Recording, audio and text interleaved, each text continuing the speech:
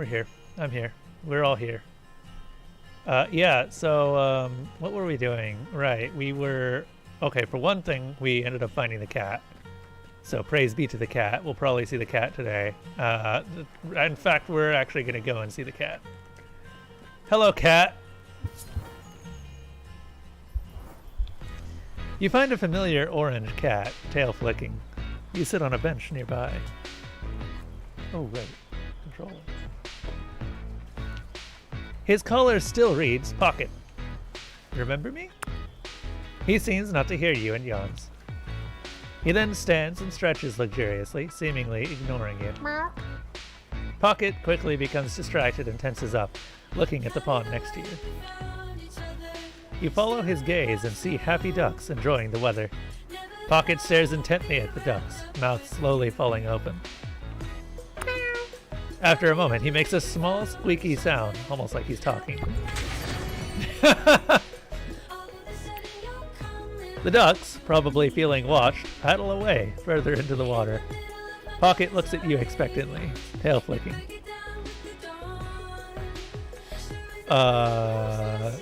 So you're a cat? Pocket stretches, arching his back. Hey. Your scintillating conversation is interrupted by someone approaching. Oh, a chance meeting, my favorite kind. And this must be your valiant protector against the evil ducks. Pocket blinks lazily in the sunlight, a soft purring starting up. If he lets you. She offers her hand to him, but he hisses and then when she tries to move closer. Fair enough. Everyone deserves to set their own boundaries, I guess. But I just took a walk to clear my head. Gotta get back to work. Get away from these ducks. You be careful around them. Ciao. She waves goodbye, and you watch her walk away. When you look back, you realize Pocket also left while you were distracted. You sit for a while longer, then head home. You can date the cat. In quotes.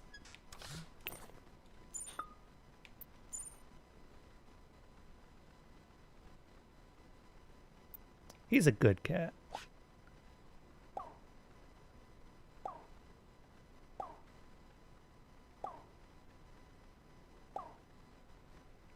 Let him out.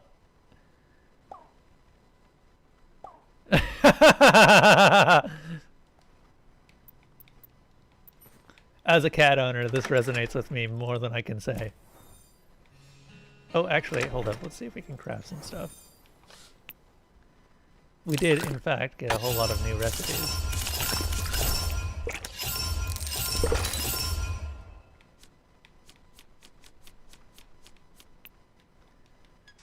Mirror.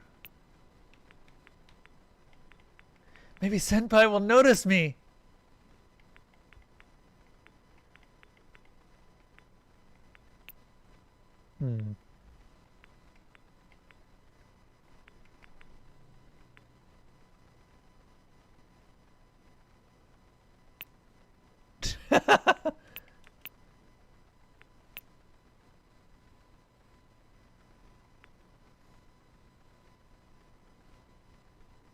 Enemies bleed when they damage you.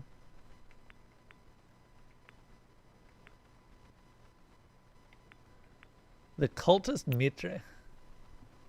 Wait, hold up. Was there... Did I also make the cultist outfit? I don't think I did. Okay, that's actually pretty useful.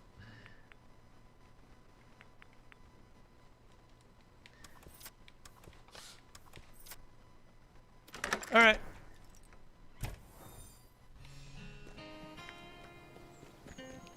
We must be a cultist. Oh man, Lucius, a long time ago I used to play a game called Cultist Simulator. Have you ever heard of it? We're taking the cat. We're taking the cat because I want to learn how to use said cat.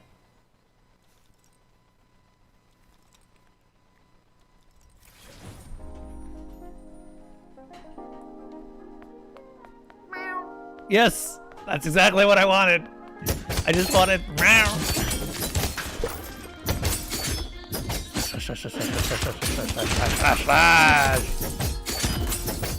I am the fury of kittens everywhere.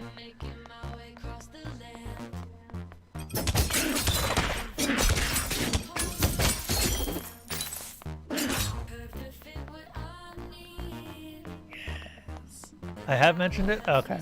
But you haven't actually seen a playthrough of it, right? The gloriousness of being a knock cult.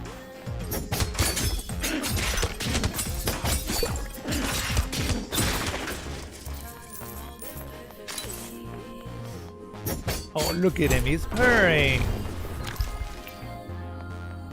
Meow.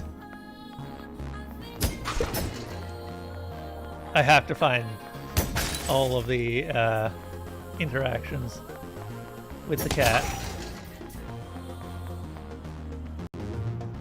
You've only seen screenshots. Okay, so you don't really know that much about it. It's a fun game. Also, we'll probably be finishing this today. I hope we will. As we kind of... I don't want to spend more days on this. Like, I want to finish the game.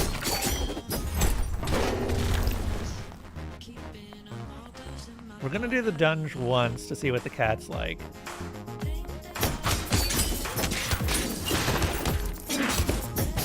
That is a huge AoE coverage on the final slash attack. So what are you up to, friend? Anything interesting happening with you today? I would say that there's something interesting happening with me, but I have just been editing it the entire day.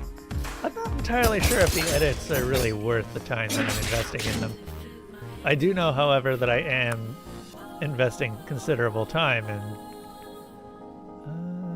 liquidate. Okay, we got some liquid. So it literally liquidates.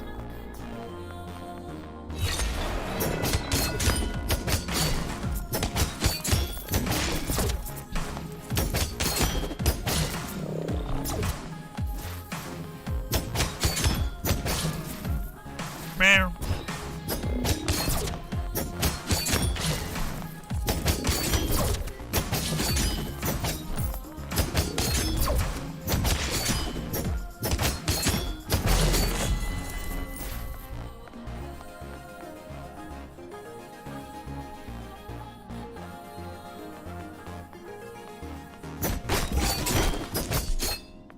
Gonna make your girlfriend game a game of your choosing and gonna watch her play it.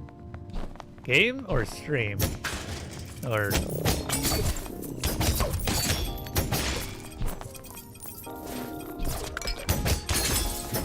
Hopefully that's all consensual and she knows that you're going to do this.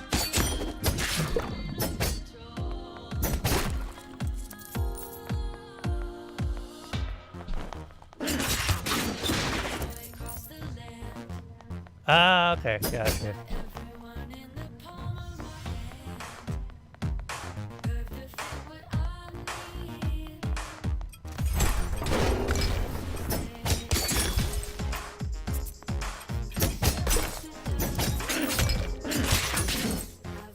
Intense.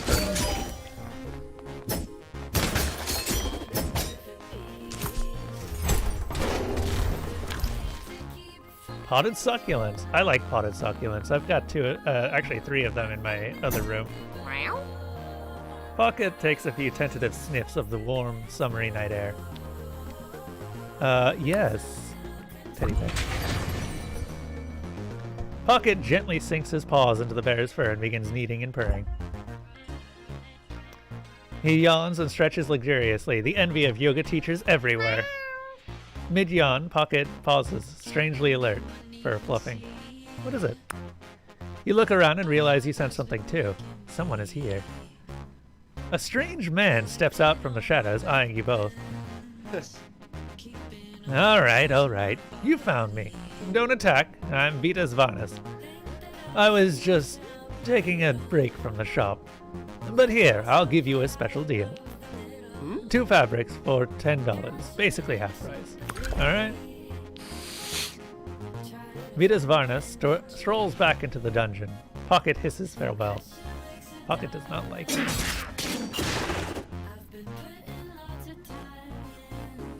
Well, what sort of games does your girlfriend like?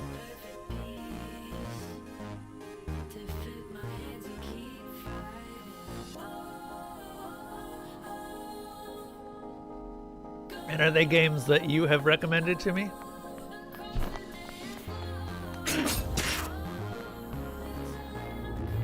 Also, I'm a little surprised that you don't seem that interested in the council.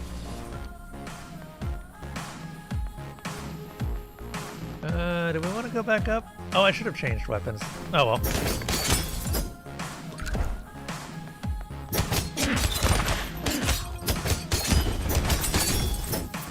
That big, heavy attack is just huge. Not only that, a lot of Pocket's attacks seem to chain enemies, so they can't really do much. They're good crowd control.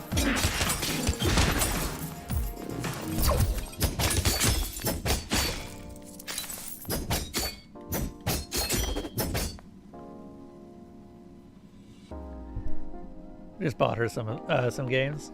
You're 100% sure you've mentioned all of them before? Probably. I have. I actually would be loading up a previous save to see if we can do some New Game Plus stuff.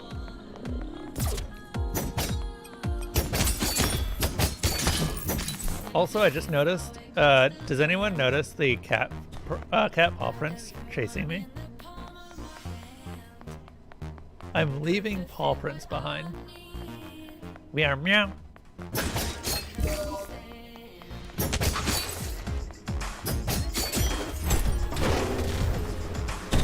Oh, that's what those do. Okay, those are significantly more damaging than I expected. Meow. Oh, I missed something. But yes, I have played the council before. I quite enjoyed it. It's pretty good. It is probably... so it's what I would consider the final implementation of the Telltale style format. I never really liked Telltale games, but I like what the council did with that idea. And we're going to be getting a Vampire the Masquerade style game, or a Vampire the Masquerade game based on that style from the same people that made the council coming up. So I want to replay it at some point here. Have you played it?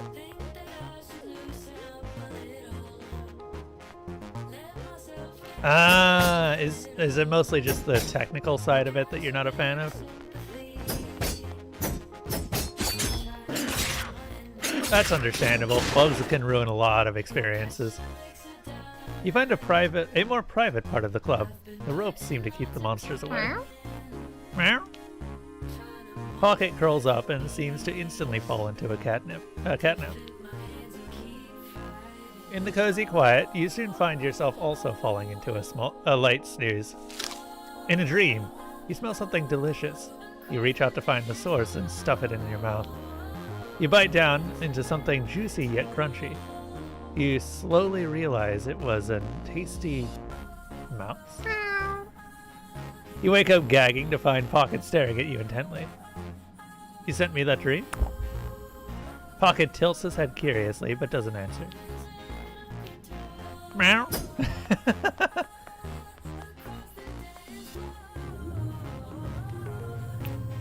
Okay. We could try another run with Sawyer or Sunder. Let's do Valeria.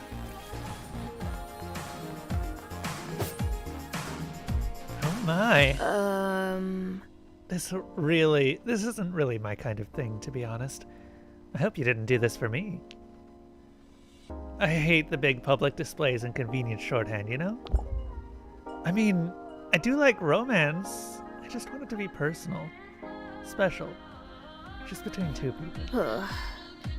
An ex I once invented... Yeah. I assume an ex she once dated. That's cute. Well, chopping up monsters together is plenty romantic for me. Last one to critical hit is a rotten egg. Also, I don't think that I don't notice you throwing a couple of logs at things during the off time.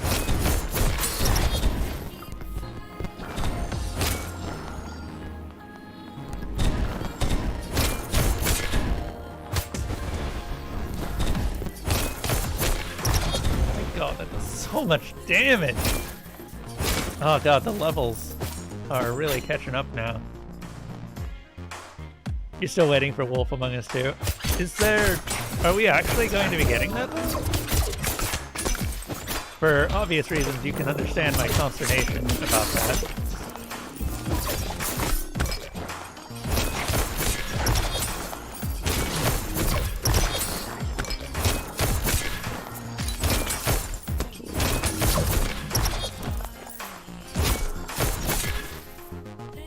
Because I really liked Wolf Among Us 1. It's based off of a couple of magazines that I've actually, a friend lent me, but I still haven't gotten around to reading. Or not magazines, what's the term? They're not magazines though. Comics. It's based off of a bunch of long-running comics. The Fable series.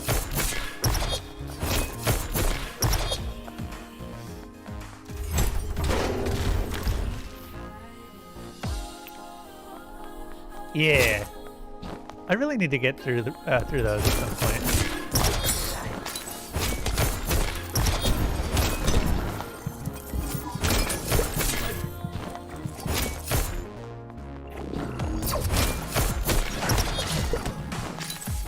Oh my god! Look at all this!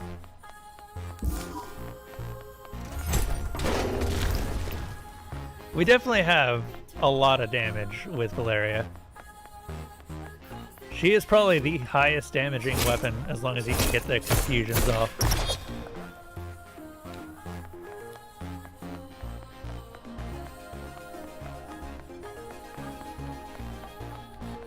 Okay, what's the relationship? You need to spend more time with people the longer you have to know them.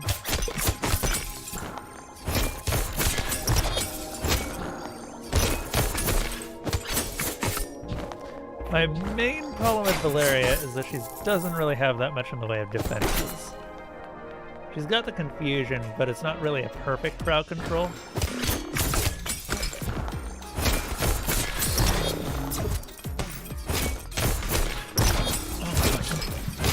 Oh, we don't have a heal. Yep. Aha!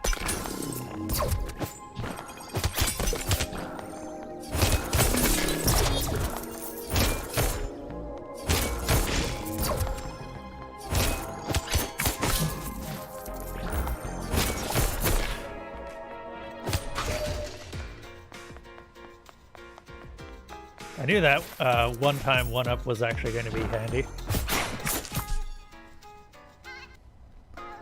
There is a Wolf Among Us 2 trailer on IGN YouTube channel and a Telltale, so Telltale.com. Well, you gotta remember, Telltale went bankrupt. Yeah. They were bought up, so supposedly someone might still allow Wolf Among Us 2 to happen, but it's hard to say. Oh no, not a stage. This brings back some painful memories. School plays? Bingo! The play was some sort of story of a boy and a giant fruit. I was supposed to be a ladybug. Me, a ladybug. Unbelievable, I know. To be fair, I was 6 and I wasn't as confident back then, but I hated it. I had one line, "You'll break a tooth on the pit." I practiced it for weeks. I had dreams about breaking my teeth, but it all made me nauseous. The costume, the lights, the crowds, so I laid on the floor. I laid down backstage and I pretended I was dead until the play was over. They actually took me to the hospital, so I guess I'm not that bad at acting after all. But you know, the best act is the one where you never take off the mask.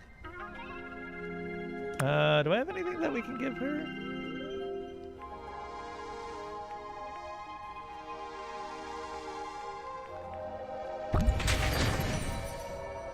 Ooh, I have to use this on my next trip. Though I hope you'll come with me. She winks and transforms, ready to return to the dungeon. Also, hello, Dupless. How are you?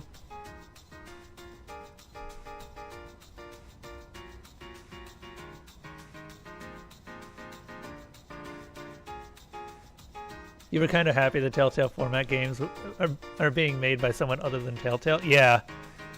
When they initially went out of business, I was completely unsurprised.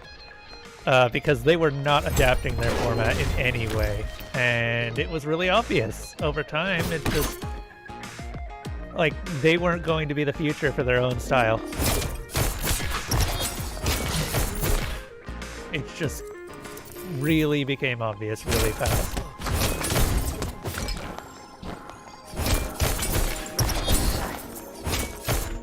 Well, I mean, you say that, but we're actually at $4.99 right now because someone unfollowed yesterday. But yeah, glad to see you, Malarty. Good to see that everyone is coming out to say hello and thank you. I really appreciate it, honestly. Have you been, man? Haven't seen you around in a while. Been trying to keep up on Discord when I can. I'm actually trying to chat in the Discord more frequently. Like every day I will at least say hi and stick around.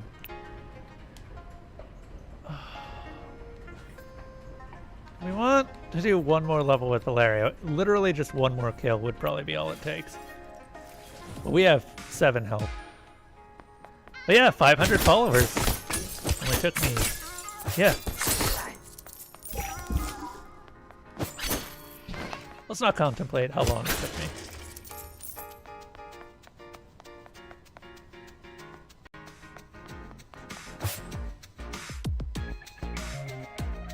Darksiders War Mastered Edition, Figment, Murder, Dead Synchronicity, Tomorrow Comes Today. Okay, Darksiders War Mastered is obvious. Figment, I think you've told me about, but I haven't looked up. You said really good things about Tomorrow Comes Today and Dead Synchronicity. Oh wait, sorry, that's one game. Yeah. Murdered Soul Suspect, I'm sorry, I can't bring myself to like that game. Oh, this brings back memories. I dated a pool cue once, but it didn't work out. She was a little too on the straight and narrow for me. She taught me a lot about playing pool, though. My favorite variant is one pocket. Want to try?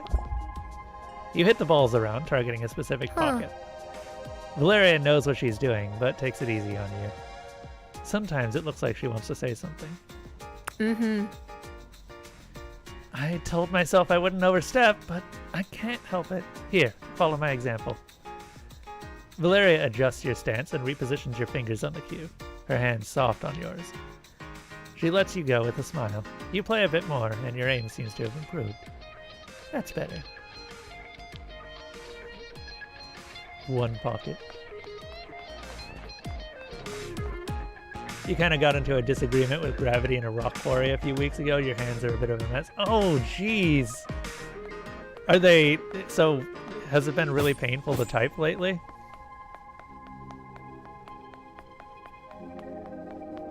I feel like there's a story. I'd be interested in hearing if you wanted to tell.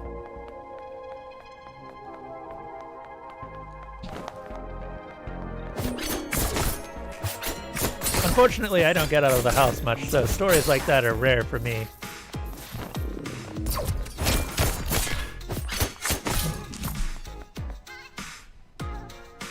You're down to a splint on just one hand? Ah. Did you fall in a rock quarry? Oh god. Okay, we're not doing very well here. Okay.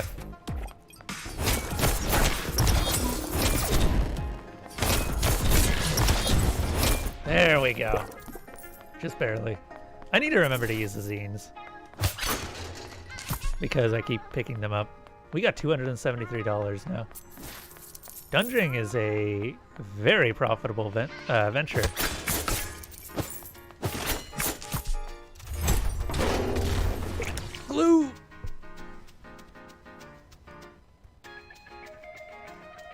You wish you could live without getting out of the house much? I'm very lucky, honestly. The whole deal is that I've developed enough programming skills that I really can work anywhere. Since programming can be done from pretty much anywhere in the house, and you don't really need to be on site. You can just, like, as long as you've got website access, you're fine. Or internet access. Once the pandemic ends, I'm actually working full from home. I don't have to go back into the office at all. Okay. Change weapon. We could use Sawyer for a little bit. I don't know. It still makes me uncomfortable having Sawyer in this game. Because Sawyer may be underage.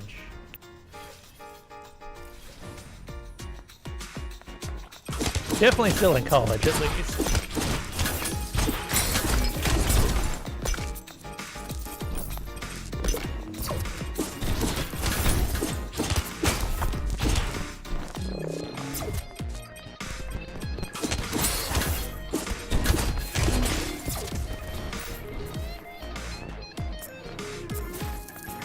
Oh, really?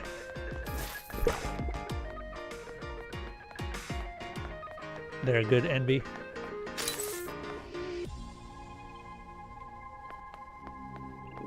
Sawyer, big no-no. Glaive, big yes.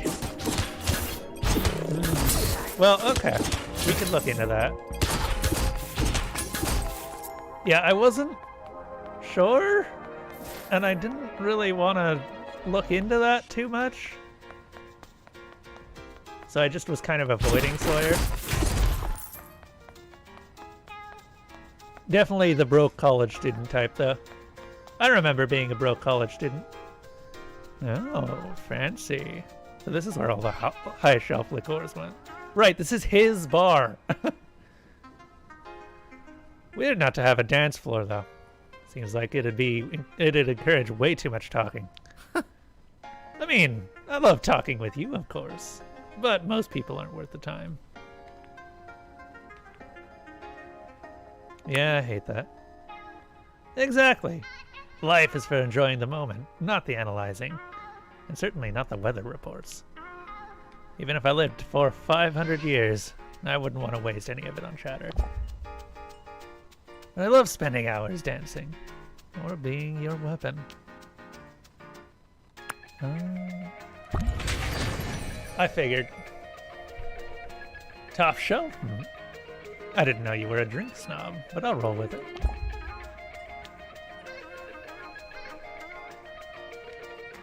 Oh god, the truth has finally been revealed. Also, yes, you are 1000% sure you have mentioned Figment before. You have a big love for that game.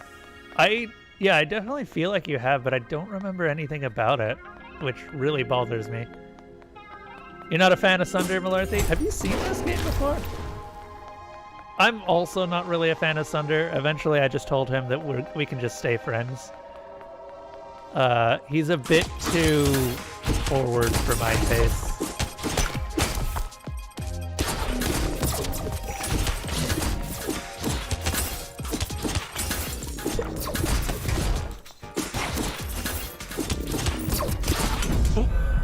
That took too many.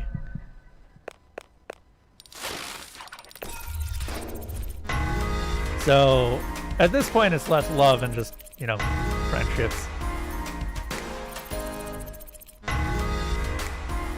Who's your favorite in this one, Malarthy? You were going down the side of the quarry wall and you couldn't descend safely, so you took it at a run and you couldn't balance, so you... Oh no, did you go over?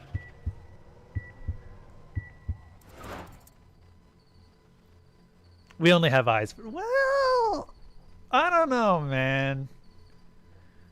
There were a couple of others that have come up since Isaac, and while I'm definitely sticking with Isaac, I would like to do other playthroughs of this game where I explore some of the other relationships. Valeria and Rowan both are interesting to me. Yeah, Malarty knows. Some people lack subtlety. He doesn't even know what subtle means. Yeah. Look, at least he's not Eric. You stumble out of the dungeon, tired and sweaty, breathing hard. Your weapon transforms. Hmm? How is it that I keep dying with Sunder? Thanks for another adventure. Wait, did you hear that? A whispering hiss stirs the underbrush as the shadows shift, slithering. Okay, that's new. He's advancing towards you slowly. Stay back! The stranger smiles widely and takes another small step closer. Your skin crawls. He raises his blade arm and swings it in an arc, narrowly missing you. I'm glad that I'm not the only one who finds Eric kind of creepy.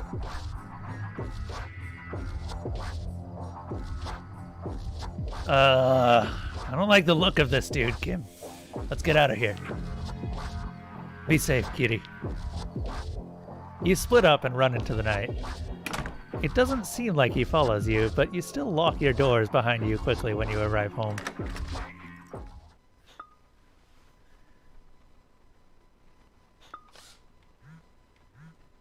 Alright. Oh geez, everyone wants to talk to me right now. Why does everyone want to talk to me right now? Oh, because I literally just maxed out several reputations. Summer's almost over. Can't believe it went so quickly. No way. I don't...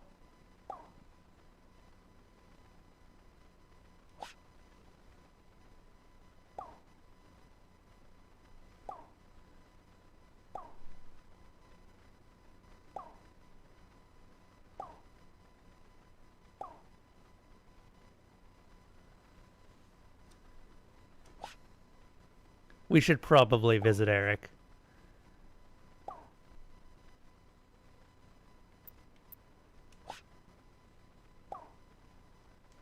Yup.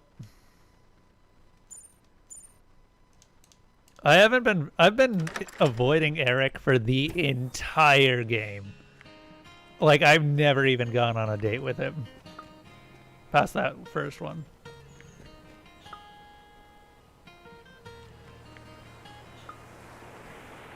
Okay, everyone wants to talk to me. If only I was this popular in real life, my god.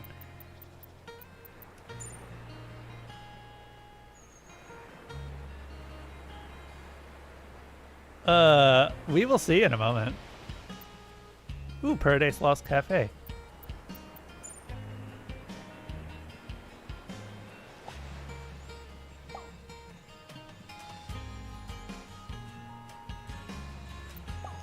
Oh.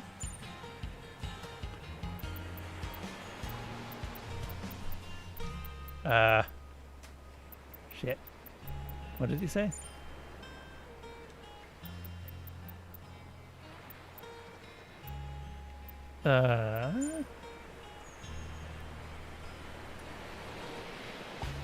Kissing some swords. Using lots of tongue.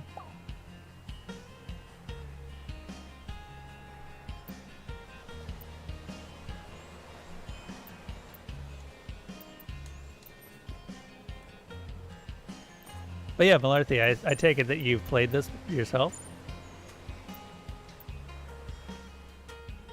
You may have responded and I didn't see it.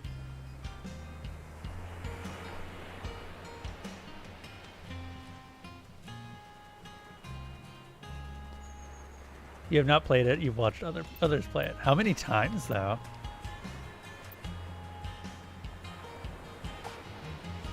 I'm curious about some of the other endings.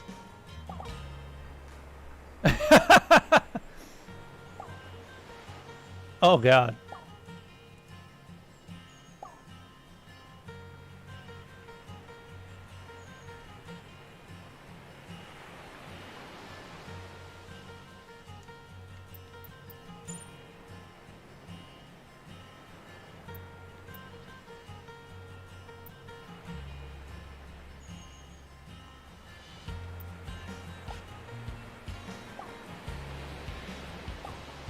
It shouldn't be, you say.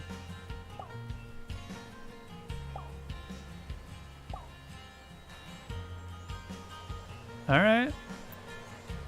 Now then. Well, hello.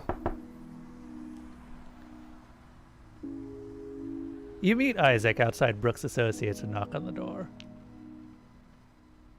You can't go in there. Oh, can't I? Come in. The assistant shrugs and gets out of the way. Here goes. Can I really do this? You hold his elbow and go inside together. Ah, Mr. Brooks. I don't believe you have an appointment. Your assistant wouldn't make me one. Why would she? Apparently I'm not your father anymore, so you're a nobody to me. Worse than a nobody. You're just the failure I've replaced. No assault, please, my dear. Words can handle this. But why are we doing this, Vincent? Why replace me at all? Even if you want to spite me, you must hate this. You always said jobs were for people who paid taxes. Yes. But you were making such a mess I had to step in. My name was already on the door. This is a new low. But I only came here to tell you to your face that I don't care. Yes. It's your company and I don't mind. All of my money is going to charity anyway. It was a mistake to think I could help people with venture capital. Good. I'm so very glad that you're happy. I'm selling off this Dunge nonsense, by the way. Some Silicon Valley nutjob can have it. We'll be investing in solid, timeless products. Computers. Oh. Coasters. Pens. Staplers. Are those just things you can see on your desk right now? No, I don't even own a stapler. I haven't seen a stapler in years. They must be in hot demand. I should double my investment. You know what? It doesn't matter. What is object permanent? Right. Isaac, yeah, he did by turning into a sword. Also, Isaac's coming up here saying that he doesn't care, but he's doing a lot of stuff to say that he doesn't care. So he must care in some way, right?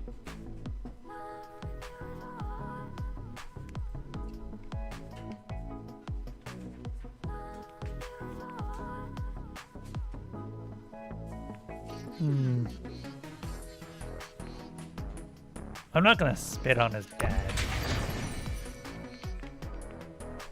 Right of way, repulse does more damage. You learn to leave. You turn to leave together. Isaac? Wait, 1 second. I won't have you thinking this. I won't have you thinking this is all about you. Taking over my firm isn't about me. Well, father and son stare at each other in silence for a moment. Very well. I suppose it is, a little bit. I thought having a son would give me an ally, a representative. Instead, I find you intending to give away everything and ruin the Brooks legacy. Vincent, I appreciate the time and care you and Mom put into raising me, but you always said you wanted to trust me to make my own decisions. Why are you surprised? I said that because I thought you would make the right decisions, obviously. But at least I found one competent person. Christine, get in here. Yes, sir? Is there a problem? I'm going public with the news. Welcome to the family, Miss Brooks. Oh? Is he adopting her? Christine is my daughter, at least as far as the inheritance is concerned. Isaac? The Brooks legacy can't be allowed to sink into the mud. Sorry, Isaac. I'm sure you understand. Mm-mm. I'm not sure I do. How could I say no? Unbelievable. Vincent clears his throat. Isaac leaves without a word. You should both be ashamed. Oh, no, you don't. Mr. Brooks doesn't have time for you today, or any day. The door slams firmly behind you. You don't see Isaac anywhere in the office. You find him outside, seemingly enjoying the sunshine. Well, hello. Well, I'm free. How should we celebrate? Free? Sorry, that's probably the wrong word. I'll be sad later, I'm sure. But I'll be mostly sad thinking of what my father and I could have had. What I wanted us to have. As for the money, I wanted it to go to charity, but that's out of my hands now. Right now, in this moment, I realize I owe nothing to that man. Realizing I owe nothing to that man is a relief. Well, not just relief, also an emptiness. I confess, I'd rather not be alone tonight. Well, some things are between me and God, like the bathroom. But you're right. Spending time with you would be nice tonight. Maybe at my place. I mean, I don't want to push you if you're uncomfortable. Or we could just find a restaurant instead. Yes.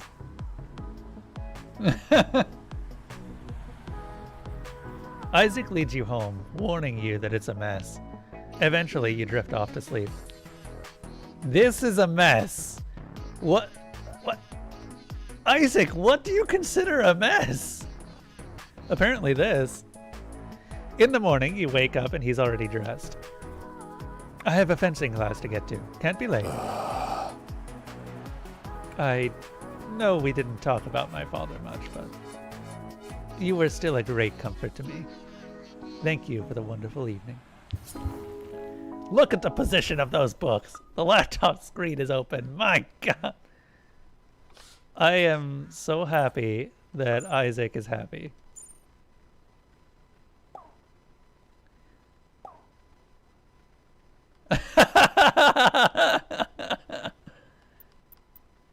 I'm glad.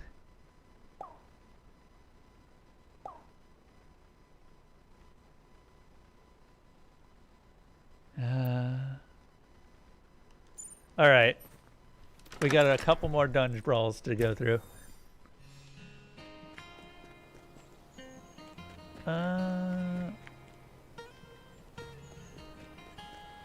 Okay, where is the cat?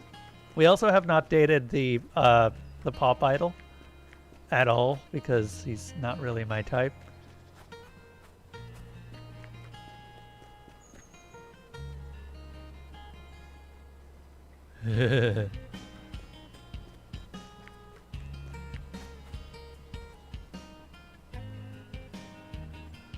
There's a harem ending? The hell?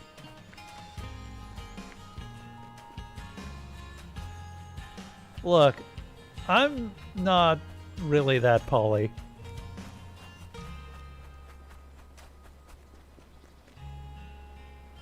One person is enough for me.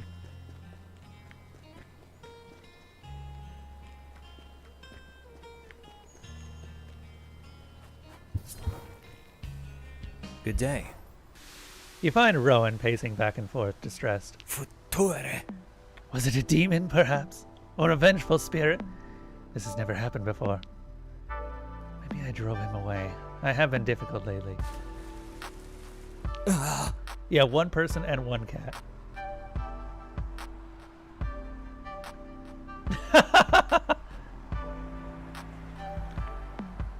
It'll be okay. You don't know that. Maybe it won't. What if he's actually really gone?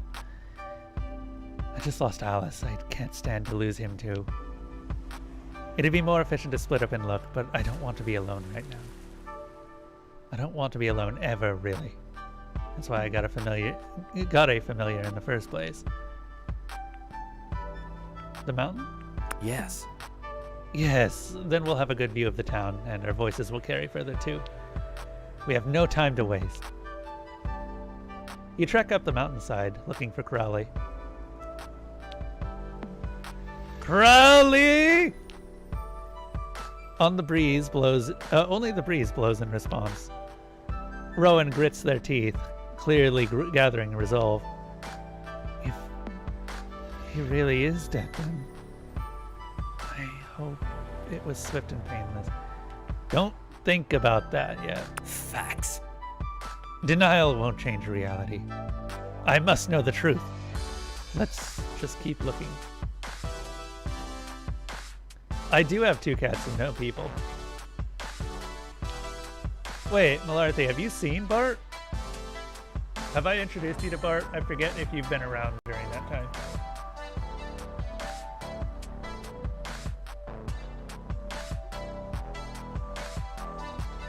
Bart is an absolute cuddlebug and spent a lot of this morning just in my lap because he is a adorable cat.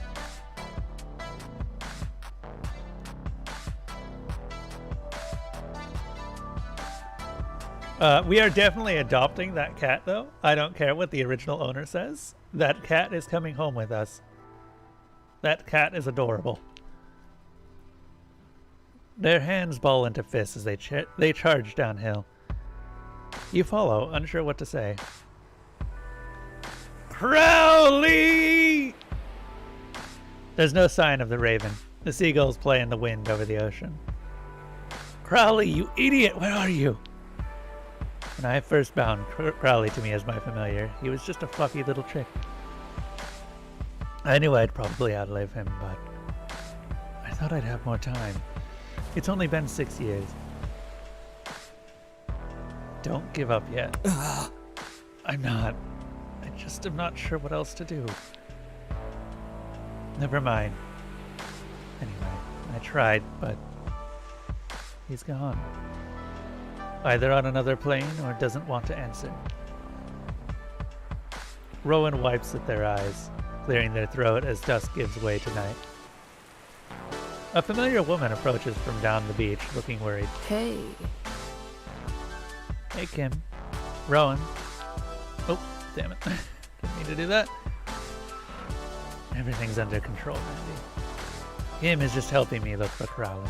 Oh. Your familiar's gone missing? That doesn't sound like him. I know. He's been acting strange for a few days now. Oh, sorry. I haven't seen or heard anything. I'll let you know if I do. You're a bird watcher? Mm-hmm. Of a sort. I'll ask around the club. See you both later, I hope. She treks off down the beach thoughtfully. Rowan releases a long breath as a sigh. Let's just take a break and regroup it. Tea will help us think. Rowan nods, scanning the skies one last time before turning homeward. You walk back to the mansion together in an awkward silence.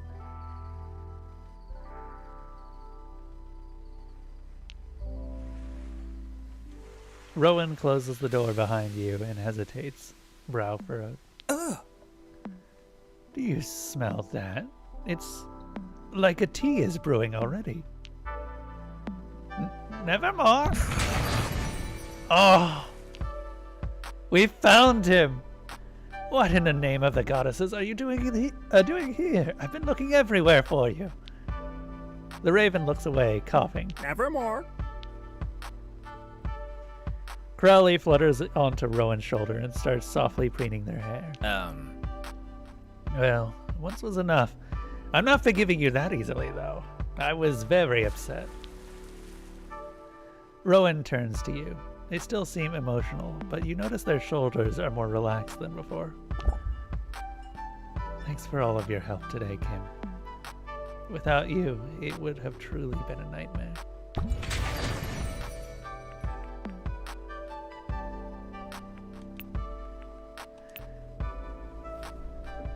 Huh. Mind if we postpone our tea? I need to give this irresponsible bird a thorough thrashing. Don't hurt him! I promise I won't. I'm just a bit angry still. And I think that's reasonable under the circumstances. Rowan gives you a slight smile. The first you've seen them manage all day. You head home. That was... These stories are pretty decently written.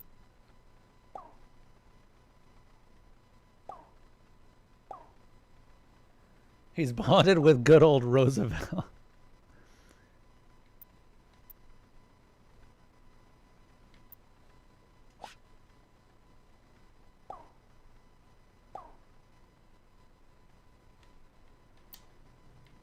All right. I think it's time to bite the bullet. We have one more date that I really want to go on, which is Verona Museum.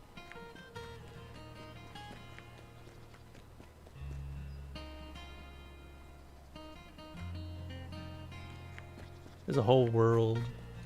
Also this, because of course we're going to date the cat. It is a cat. You find Pocket sleeping in a sunbeam in a corner of the cafe. His fur looks unbelievably soft. It sounds like he's snoring a little bit. Petting gently.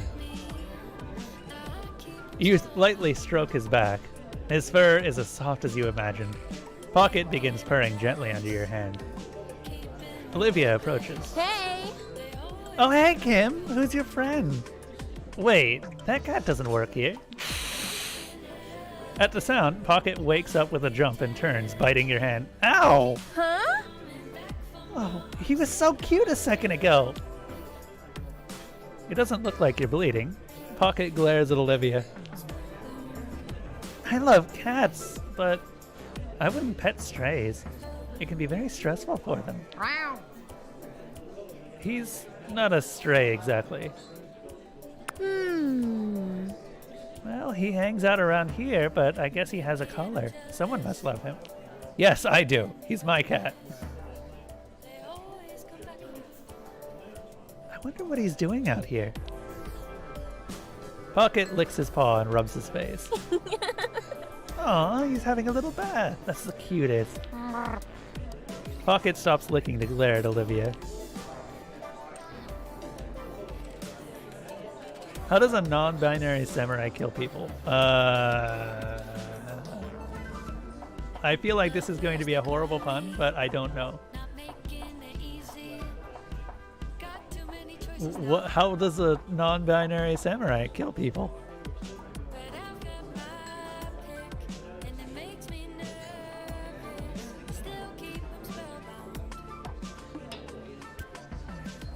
Okay, I kind of get it.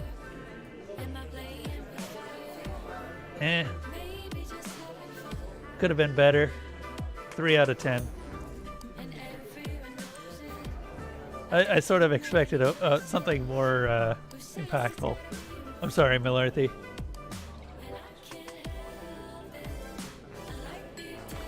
Sorry, I'll leave you two in peace. As soon as she leaves, Pocket makes a small mew. Yes. Shit, don't offer the chocolate.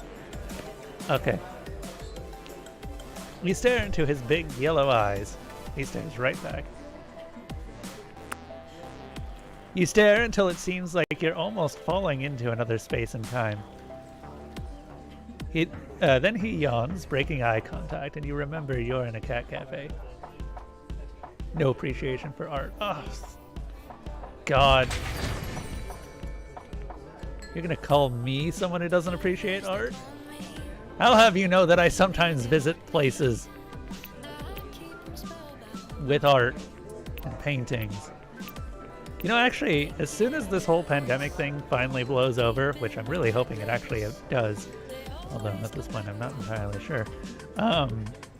As soon as it does, I want to go and visit an aquarium. There's a really good aquarium near where I live. And it's been a long time since I've been to an aquarium, and you know what? I would just love to go there and spend a day. Enemies are all briefly stunned when immobilized. Take extra damage when hit. Yeah. He stops, perking up curiously, as if to an unheard signal. Something has caught his attention. He slinks outside and you lose track of him.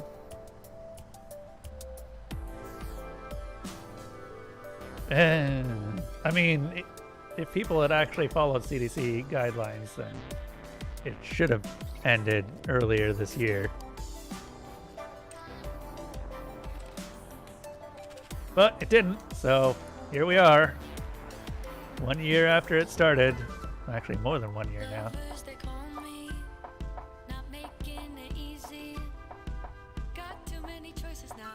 He slinks outside and you lose track of him.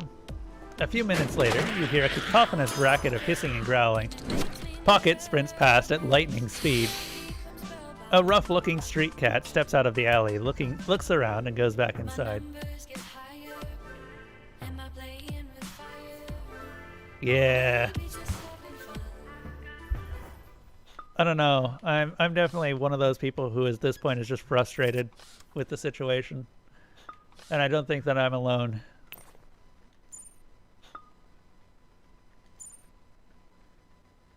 My cat's acting weird. Lots of energy. Did you feed him anything? Not me. Huh. Okay. Well, he's really into fish now. Okay. Gonna have to go and buy some fish. What a good baby.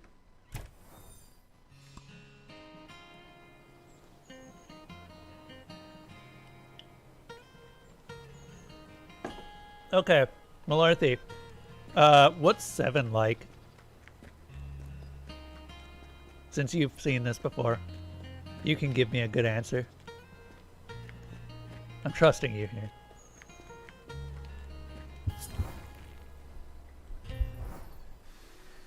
The museum looks deserted when you reach it. In the dark, it looks somehow forbidding. It's quiet. Too quiet. You shiver involuntarily.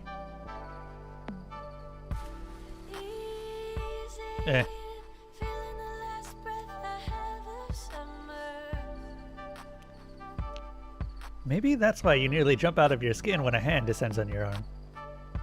Another hand covers your mouth as you're pulled down an alley. Shh, it's just me.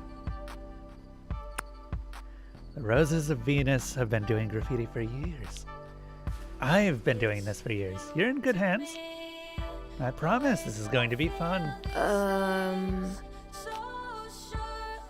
Valeria smiles crookedly, her eyes glinting in the half-light. You're just so, Thanks. Thanks. On nights like this, I feel wild, free, full of ambition, full of abandon. Can you feel it? Like there's something vast moving through you. Like you want to turn yourself inside out to show the world all the wonders inside of you. She pulls you into her arms without another word, and you can hear her breathe in. God, I love the way you smell. Her lips touch your collarbones, the hollows of your throat, Mm-hmm. and the way you taste. By the time she reaches your lips, you've forgotten your own name. Why you're here. Valeria's foot jostles the black duffel bag at her feet, and it jangles. She springs back with a hiss and glances around. Dr. Twitch MD cannot recommend inverting yourself. What does inverting yourself even mean? Don't think anybody heard that. Lucky. She casts you a rueful look. We should focus on Roses of Venus business. Ever bring anyone else? Another civilian, you mean? No, you're my first. Jess brought her fine arts professor at college to one of her murals once. She tried to convince her to accept it as a final project. Did it work? Not at first, but Jess convinced her. She's good at convincing people to do things for her. Valeria hefts the bag over her shoulder and points towards the wall of the museum. This is a good wall. See how nice and smooth it is? I've already primed it with satin paint. Takes the color better that way. She zips open the bag, revealing an array of spray paint cans, paintbrushes, and paint. Ooh.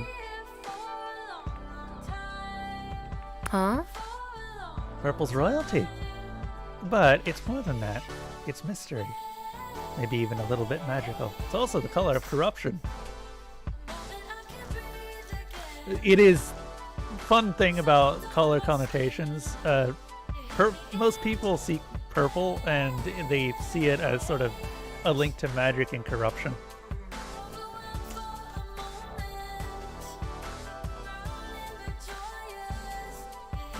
Turning yourself inside out for the world to see. Wait, are we talking like literally inside out? Because that sounds gross.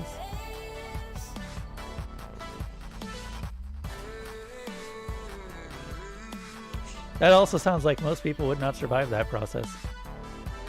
Valeria hefts the paint you chose, juggling it from one hand to the other.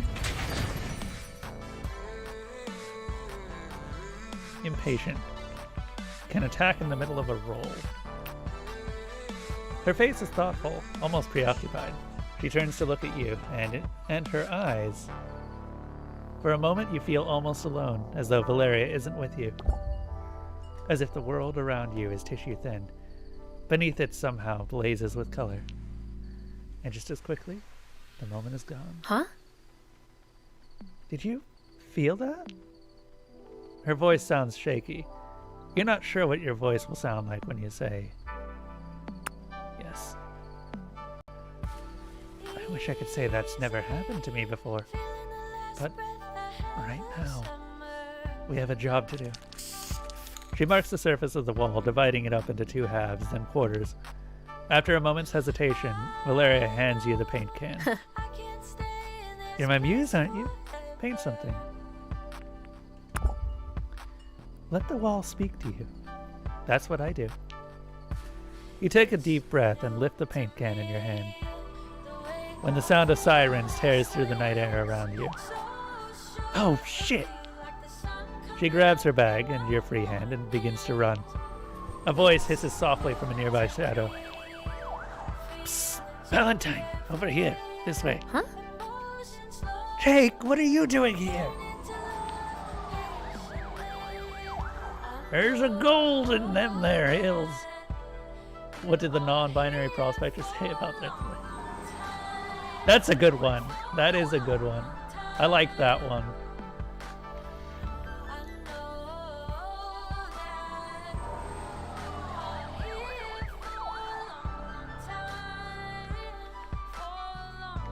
You're here to save me? I'm mostly here to save her, but I doubt she'd leave you behind. This is a Roses of Venus job, and I'm still a rose. I'm here to help. Come on, Valentine. I'm on your side. I took your side against my own sister. And Kim, whatever's between you and me. I'd never betray Val. Huh? I believe him. A siren sounds far too close for comfort. You want us all to get arrested? We need to go. Fine. You all start running, following Jake, three silhouettes flying down the alleys. Soon you leave the sirens behind, the only sound your own breathing and the crunch of gravel. You can't stop your hands from shaking for some time, even after you arrive home. I definitely should have told Valeria that we are just friends, but apparently that point is past.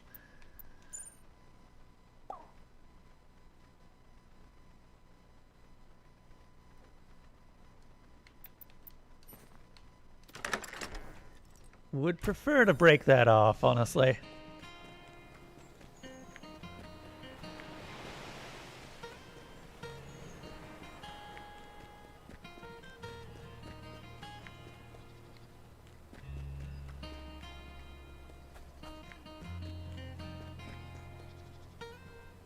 Okay then, finally, let's go. Over here to Naked Steel. This is gonna suck. The weapon shop is locked, but there's lights on inside. Psst. You look around. You don't see anyone. Over here. You spot Jesse hiding behind a car. You duck into a shadow and join him. What are we doing? Shh. He's coming out. You hear the shop door open and take a peek. You see Eric and his friend conferring. Repeat your orders once more. I don't want any mistakes this time. No. No, no killing. Come on, focus. I'm glad I double-checked. Watch. Yes? Watch. Kim. Mm-hmm. Yes, absolutely. A cookie for you. What kind of cookies do you like? Macaroon? Then attack Kim. No. What about Oreos? Ah, this isn't going to work at all, is it? I love.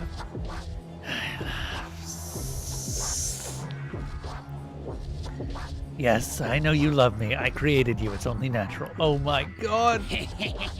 I love to kill. Oh. Well, that's unacceptable. I made you to obey me, and I don't want you to hurt anyone. Lies. I mean, everyone has thoughts. But I don't actually want to hurt anyone. Lies. Ugh. Ah, fine. Come back inside so I can fix you. You're in no state for a mission. The stranger hisses and turns to look straight at you. No. Target acquired. Masamune, inside, now! Masamune smiles widely at you, staring openly. Eric follows its gaze and his eyes widen. Kim? And Jesse? What are you doing here? Hey, Eric. We just, we happen to be in the neighborhood. You've been weird. The average mind cannot comprehend the workings of one more advanced. Dude, you know that's not what we're talking about. Stop saying that. Now, as it happens, I could use your help. I put in a lot of effort gathering the materials and smithing him. But now I think it's time to deactivate Masamune. How? Well, I didn't think to put in a self-destruct button, if that's what you're asking. Yeah, this was your fault. I always put one of those in my Frankenstein monsters. That is definitely a Frankenstein monster right there.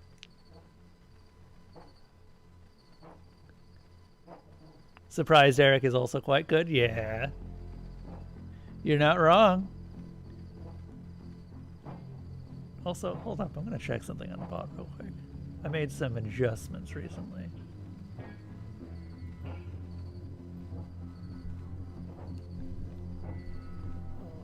Put the controller down so I don't actually accidentally press anything.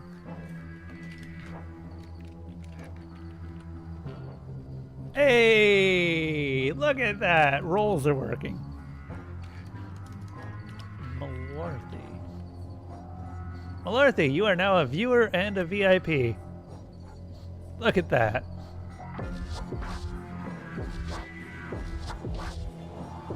Which means that I can start putting in security features.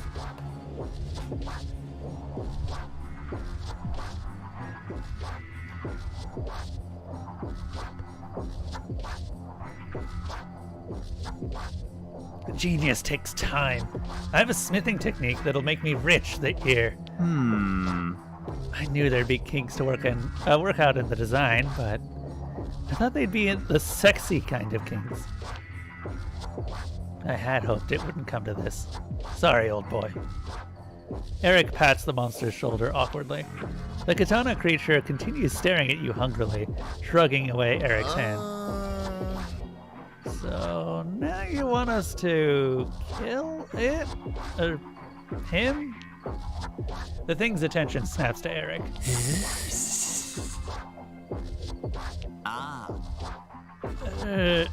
Ixnay on the okay? Masamune slashes at Eric, slicing open his arms and chest, exposing flesh beneath. Eric shrieks and faints as Masamune melts into a nearby shadow. Jesse dials 911. Yes, there's an emergency. We need an ambulance. 542 Tybolt Lane. You press on Eric's wounds, applying basic first aid. I'm dying. I can feel it. My life force slipping. Oh god, he's gonna make a pass at me. I give my weapon shop to you, Kim. Take good care of it. Remember me. Nah. Dude, you're gonna be fine. Stop the dramatics. No. You don't know that? Maybe I'll be dead any second. Then how will you feel? An ambulance pulls up. Remember me. A paramedic ushers him into the ambulance and drives away. Well, that could have gone better. At least we found something out. That katana creature's on the loose, though.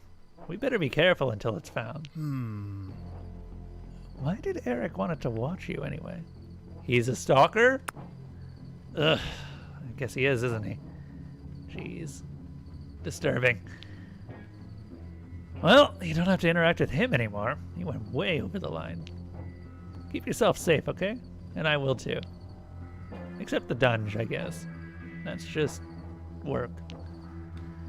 Are you going to be okay at home alone? I'm so sorry I introduced you to that guy. Yeah, thanks, cuz. Thanks for introducing me to the first stalker. At least you have really good locks on the doors. I paid top dollar. But I can come stay on the couch, just in case, if it'd help you. See ya.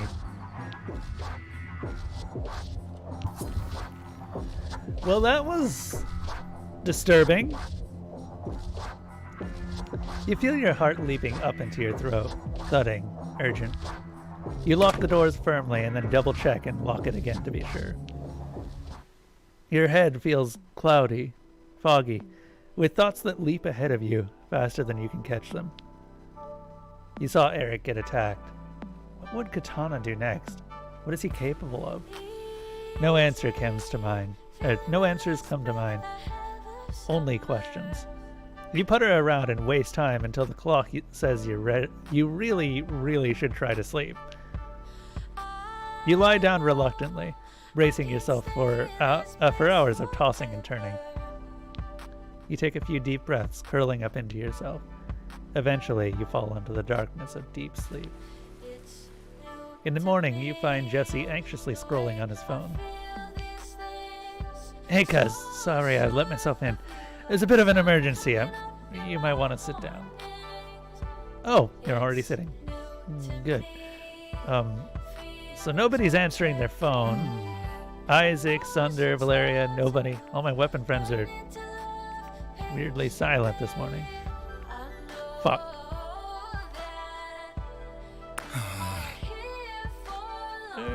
No, you slept in late, cuz. It's way past time I usually see them online. This is bad weird. What if Katana got all of them somehow? Jesse jumps at the knock on the door. Who is it? Don't worry, the lock will hold. I got a lifetime guarantee from the locksmith. Jesse looks through the peephole. Oh, phew, it's Samantha. She probably got a little weirded out too. I'll be right back. He unbolts the door and steps out. You quickly lock the door after him. You see an empty stairwell. Oh no, it can shapeshift! Shit.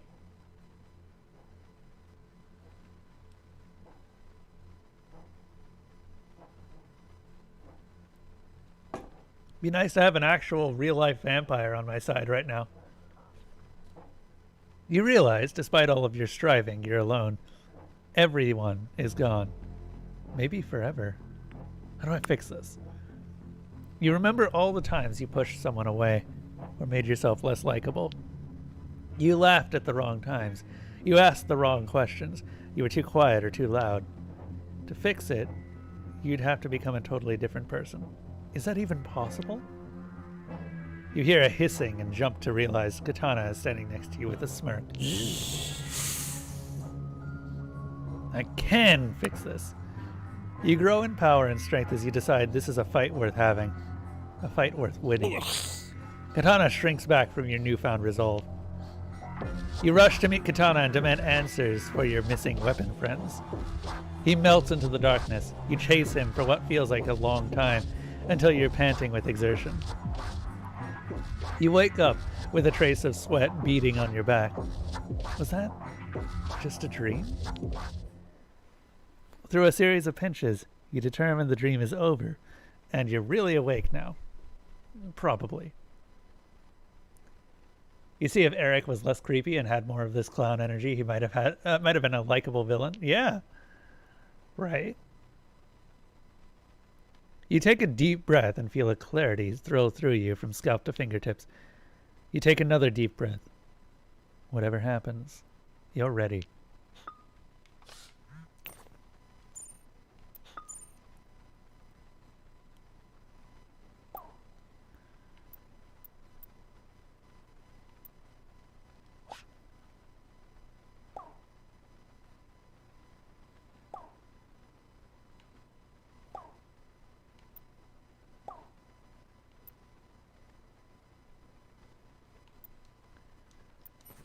Katana monster. So, who wants to bet that that sword, that person, is made from chips of all of the other weapons in the game?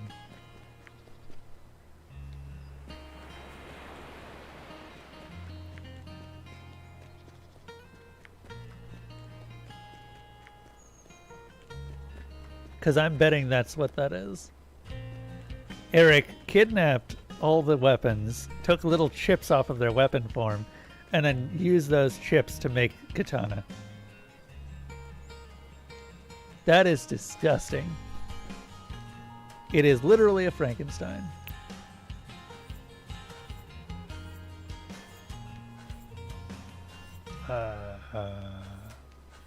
There you are.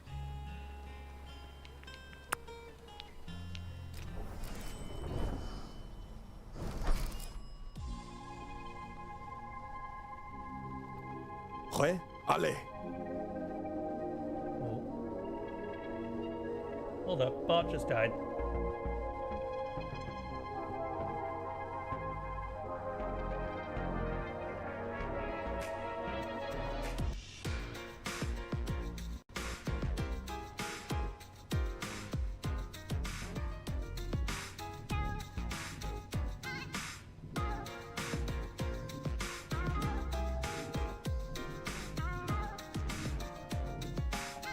That's interesting.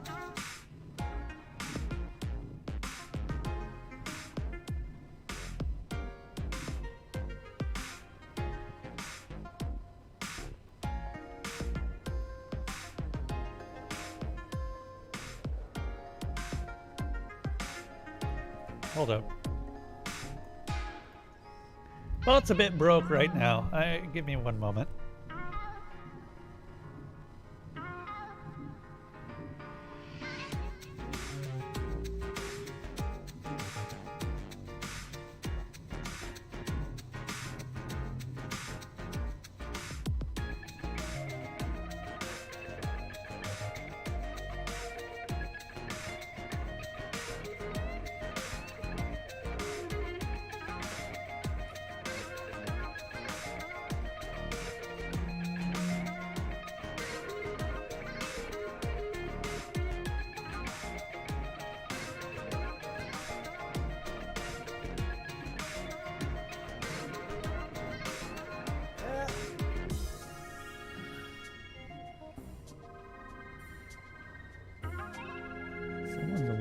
kitty.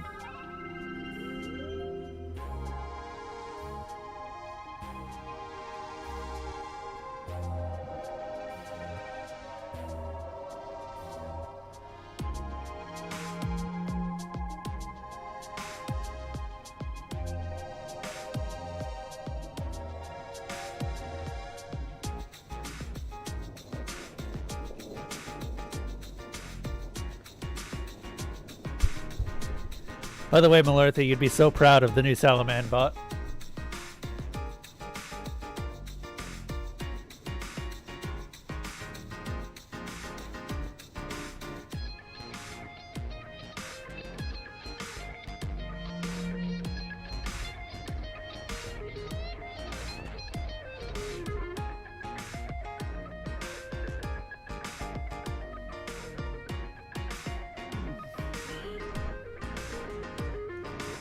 Be so proud of it. I've come so far. How are you, little Elsa?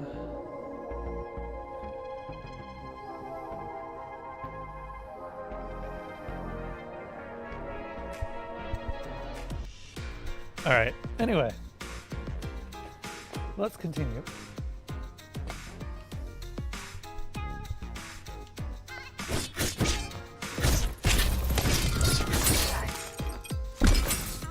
Jesus, that parry does a ton of damage now.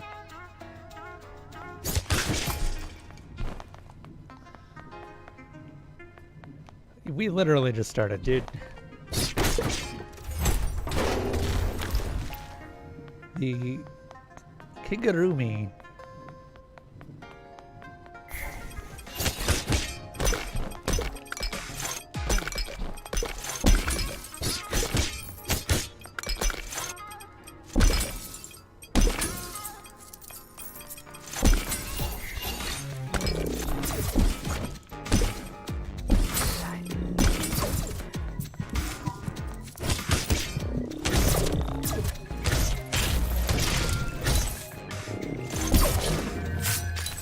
Nice.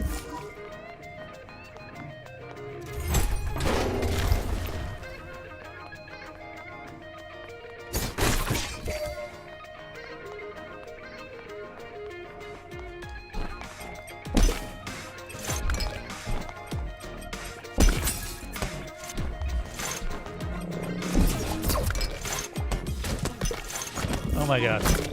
The one thing that I don't like about Isaac is that he requires you to leave you open. And against so many overlapping attacks, that's not good.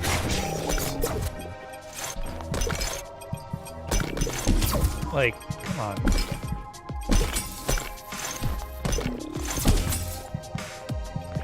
I may need just more practice with Isaac, but I think that he may kind of not be optimal for this level of design.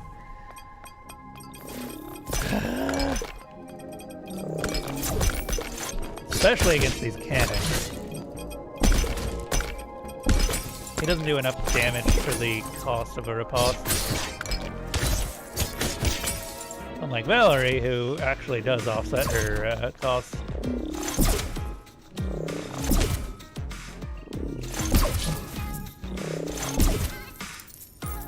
Like, these should be one-shots at this point.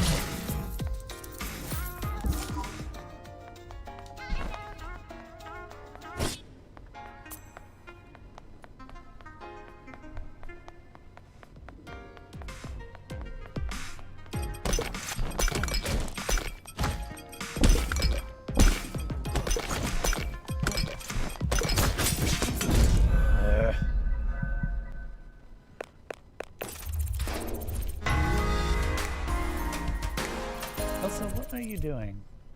I love you, but get off the desk.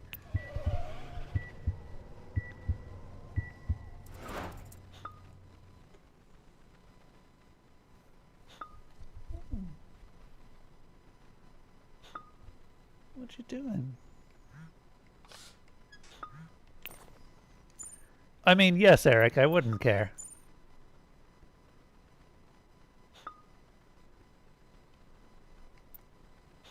Because you've been creeping on me the entire summer.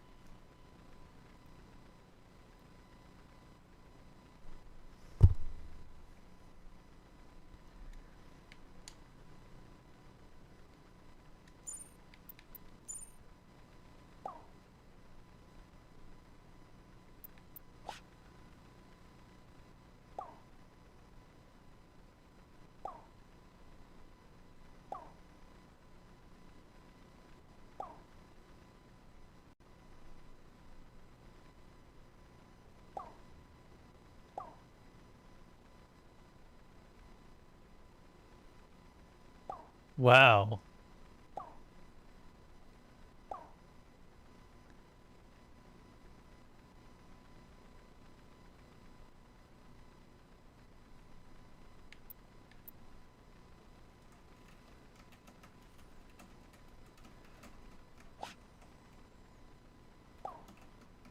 Yeah, that's what you are, dude.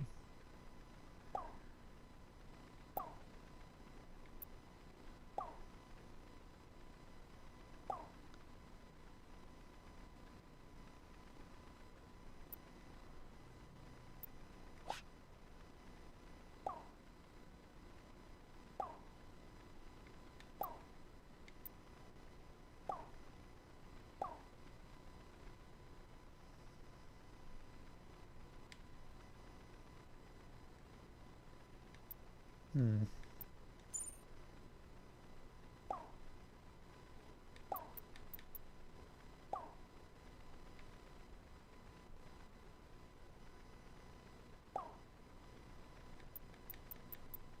Somewhere out there, there's a gorgeous Japanese man you'd call Masamune. But this weirdo, just gonna call him Katana. You beat him up. Genius.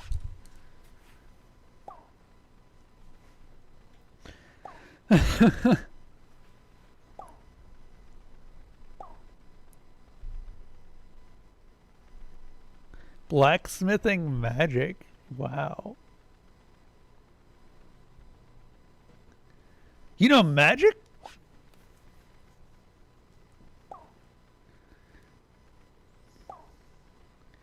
When you're ready, call me from the weapon shop. Keep your weapon friend sheathed as a surprise. You know how weird Eric gets when weapon folks are around.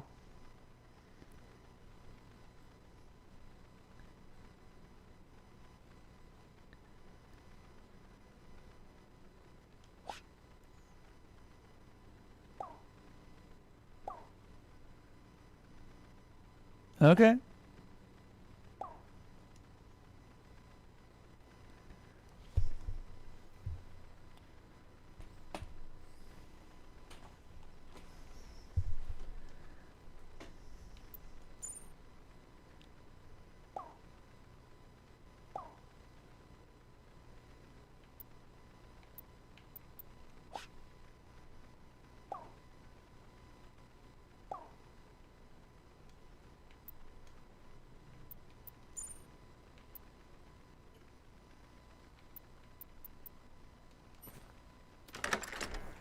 Did the sound just cut out for anyone else?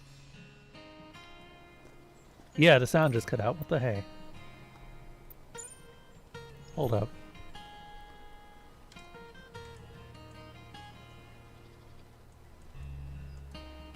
so weird. I'm gonna figure out what's going on. Oh, sound is good for you. So that's on me. Elsa, did you do something? Did you step on a button?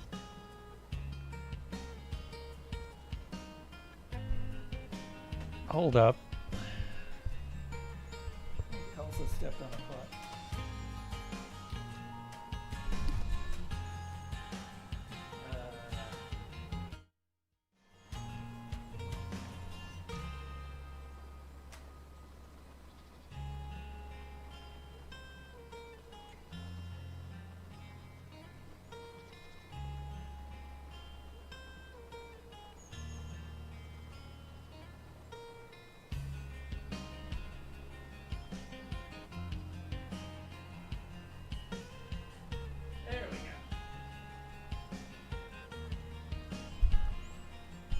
Alright, Elsa did indeed step on a button.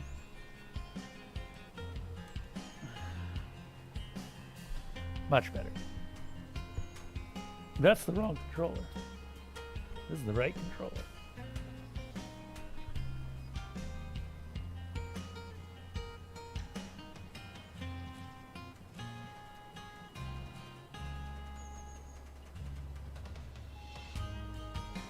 Alright.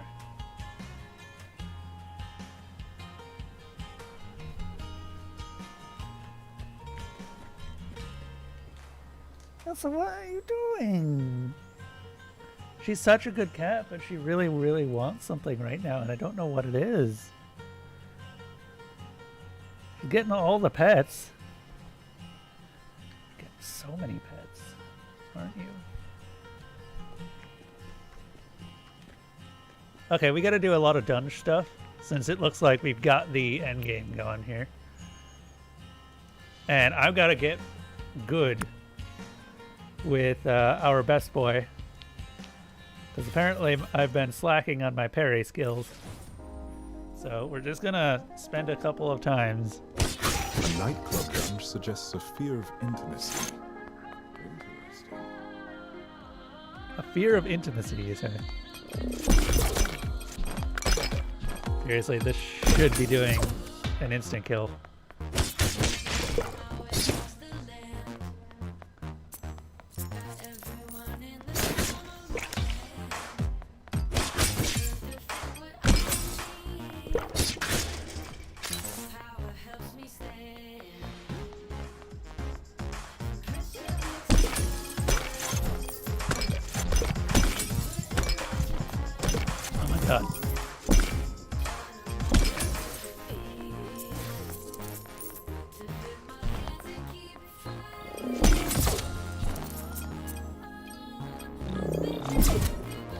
Why does it...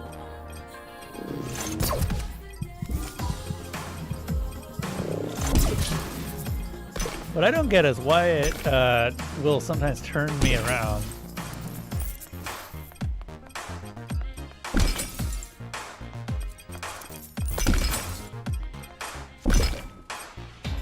Like that. I'm sorry, Isaac, but your parry is just really inconsistent.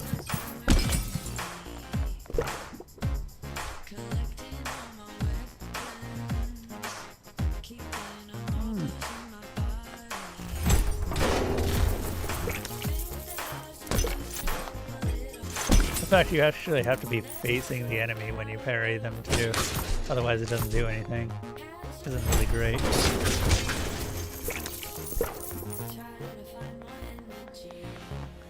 That's kind of where I'm sitting right now. Like, Isaac is built on the whole parry thing, but like just stabbing them seems to be more effective than parrying.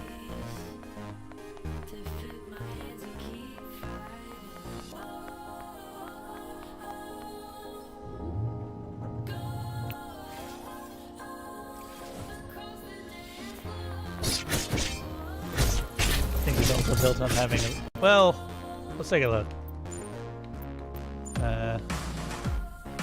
So you've got the riposte, then you've got the disengage, which alters the riposte, then you've got the heavy attack. Reduce charge up time for heavy attacks, riposte deals heavy damage. So yeah, everything that you unlock with him is just built towards doing that, and then just doing a heavy attack. Yeah. And I would like to make this more effective, but I don't think this works when you're trying to do dungeons. Because you just take a lot of damage from the hits that you're not successfully riposting. In other words, everything else that didn't get hit by the riposte, which, considering the riposte doesn't hit everything around you, is going to be a lot of things. And it should do more damage than it does. For how much, or how difficult it is to pull off a good one.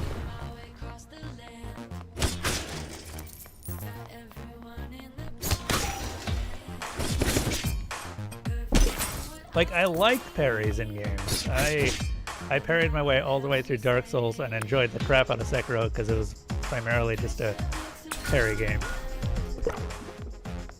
But this isn't gonna work long term.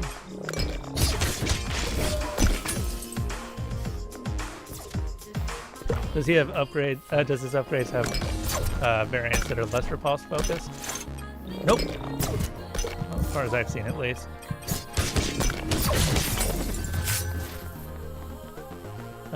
We can look after this. Like, it alters one feature of the riposte usually. And then there's also the heavy attacks, which the heavy attack is good, but again, it feels like it does not enough damage for the amount of time it takes to charge.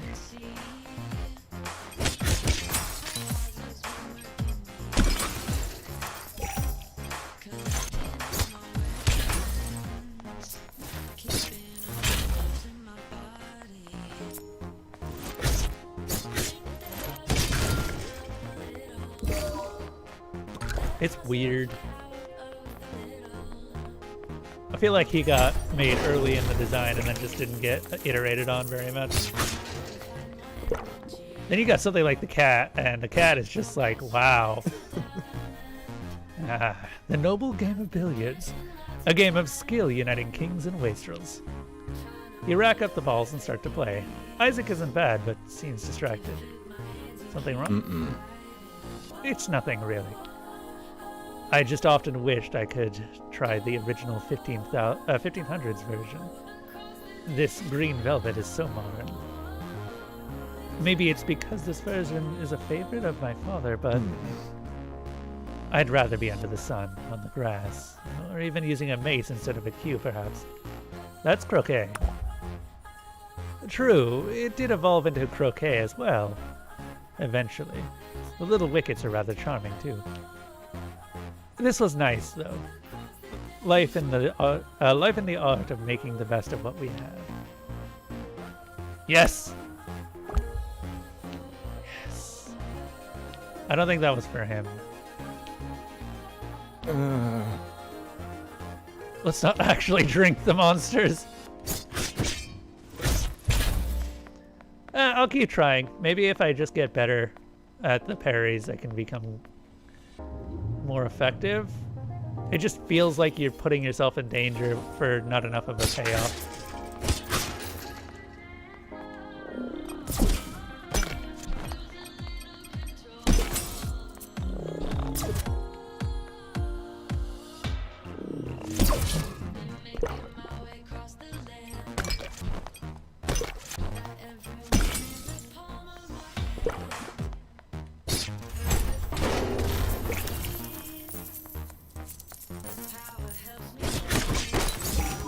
Although I am looking forward to the end of this now.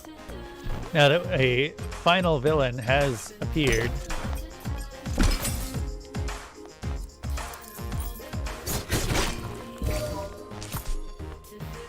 Also, Mr. Stalkerman has apologized, right? But he hasn't apologized, or he hasn't actually understood the reason he's alone and the reason people don't seem to like him.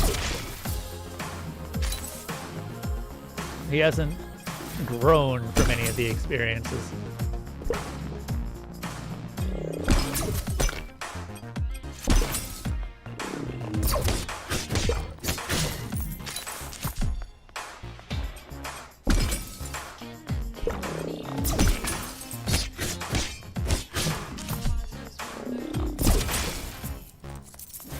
Okay, that is getting a little bit better now that I'm getting more consistent at it. So maybe I've just been bad.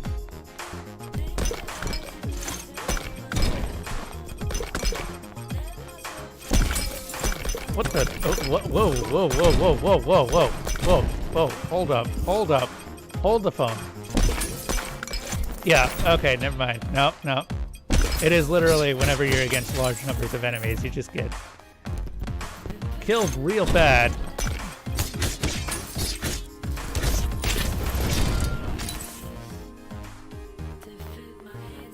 That sounds like a discussion for Eric to have with his parole officer. What a fantastic way to put it.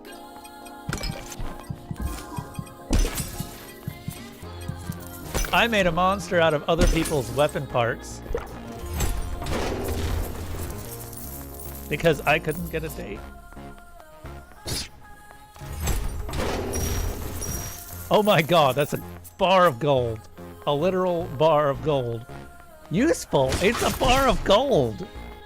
You can't actually trade... Okay, so everyone is just like, oh yeah, gold is valuable. I don't actually know if gold's that valuable anymore. Can someone actually look up what a gram of gold costs these days? Because gold isn't actually that useful outside of currency. It's useful in electronics, but that's, I think, about it. So most people put it into currency or jewelry.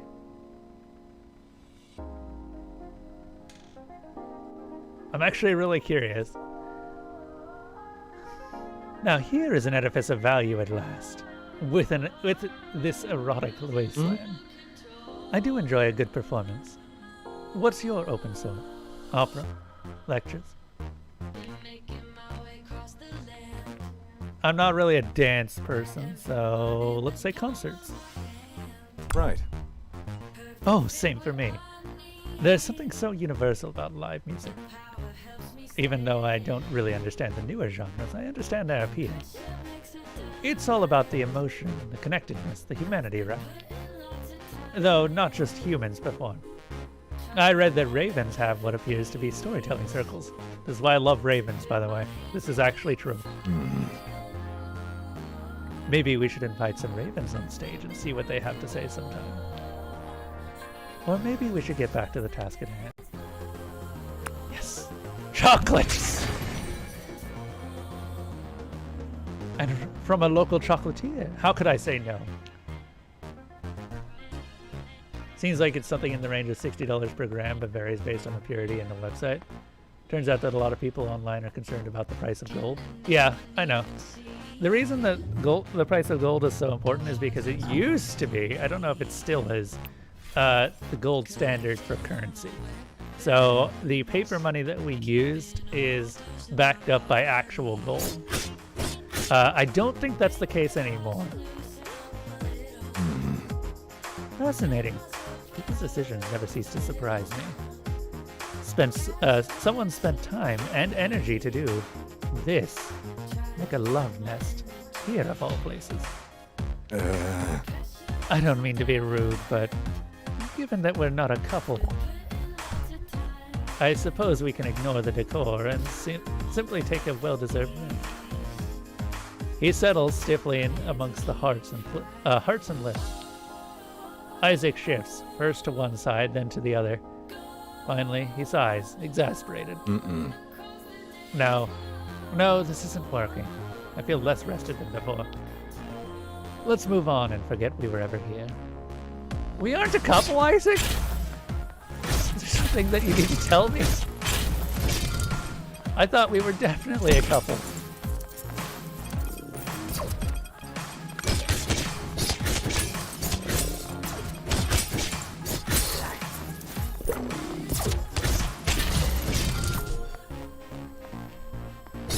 I feel like I've just been stabbed right in the heart. You monster.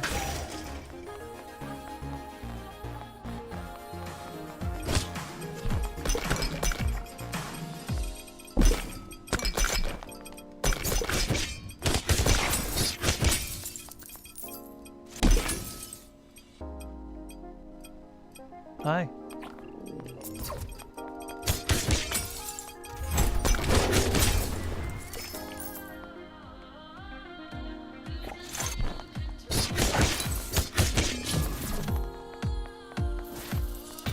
There we go.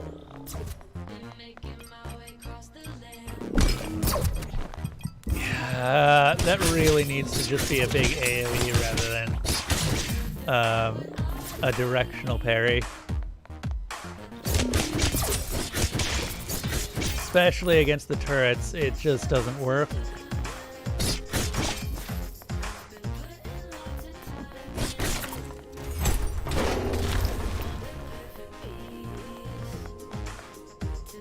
You thought it was mostly just gold bugs at this point? Nah. Like, the whole price of gold is a big thing.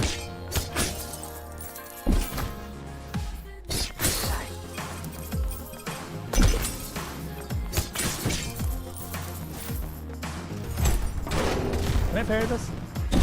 I can.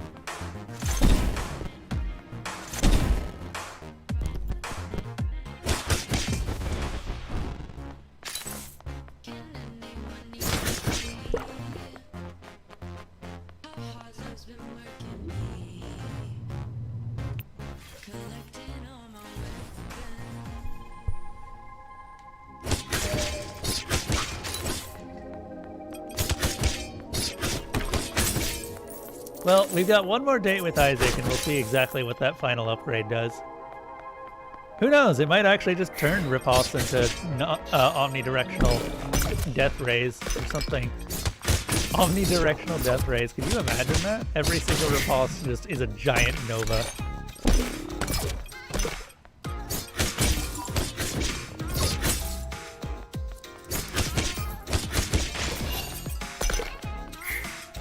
Oh, it respawns. What?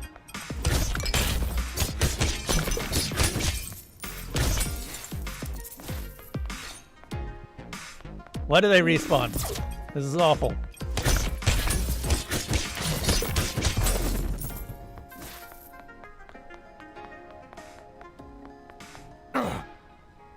Ugh. As if being haunted in a haunted sticky floor discotheque. A discotheque wasn't bad enough. The monsters actually made a VIP space? I guess boss monsters are kind of like VIPs. You go ahead and rest. Put your feet up. I'd rather stand guard. You can relax a little. I know it's safe, but relaxing is easier said than done. Don't get me wrong, I appreciate the social purpose of electronic music and dance floors. I just can never quite enjoy the chaos and vulgarity of places like this. Perhaps it reminds me a little too much of my misspent youth. I was unthinking, inconsiderate. If I'd been half as perceptive as you when I was your age, I'd certainly have fewer regrets. He falls silent for a few moments, lost in thoughts. Ah, well. Shall we continue?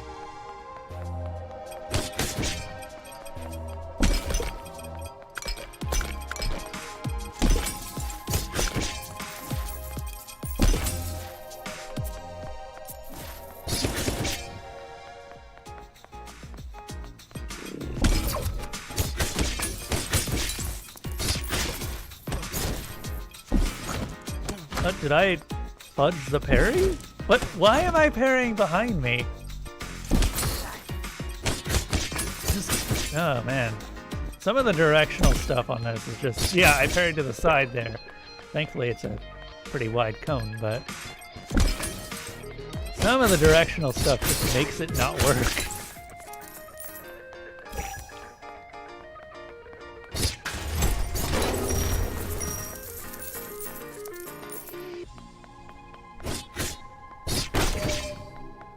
Like, I'm wondering how they choose the direction here.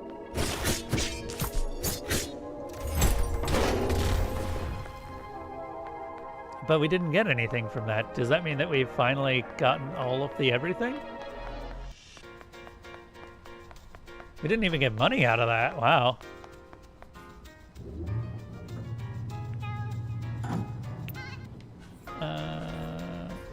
Come on, Valeria. Let's go.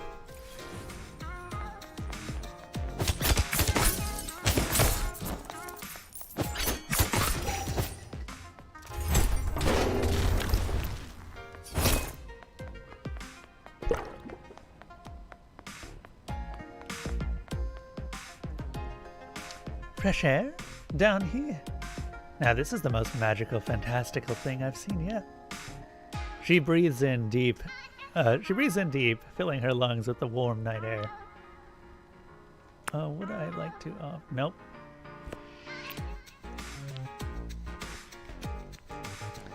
You gotta love summer nights. Oh, do you? What's your favorite season? Winter! I do love getting cozy when it's chilly outside. Plus you get to drink hot cocoa all the time. I guess I sort of love all the seasons. At least in places that have them. Unlike Verona Beach. Maybe someday we can go on a trip together. Somewhere with an exotic climate. She's always talking about them trips, right? I'm glad that I give her that travel brochure.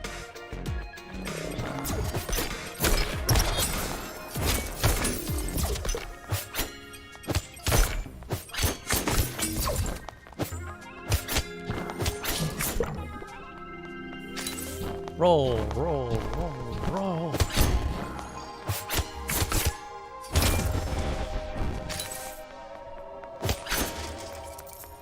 And you just keep rolling, rolling.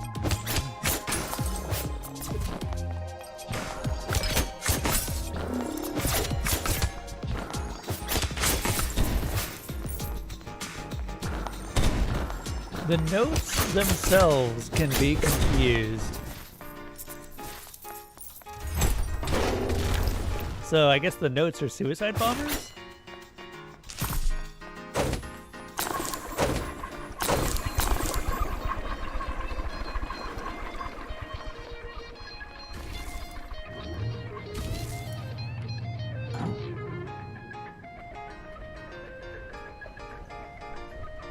Alright, we might as well get Valeria up. Since we're already here.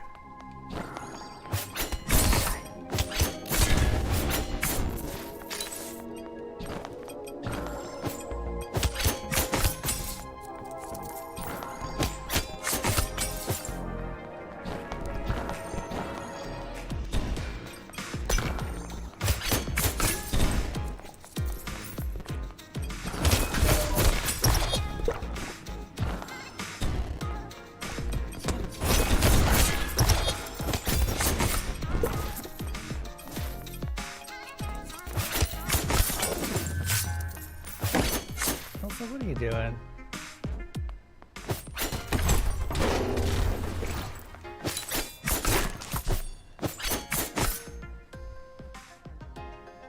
Why are you so anxious right now? You got that tail swish going.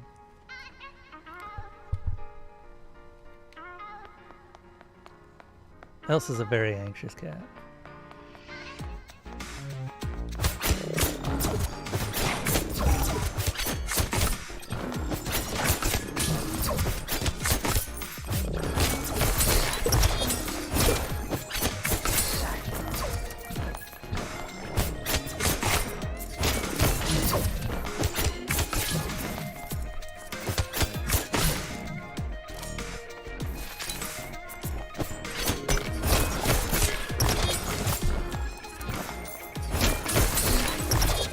Nice.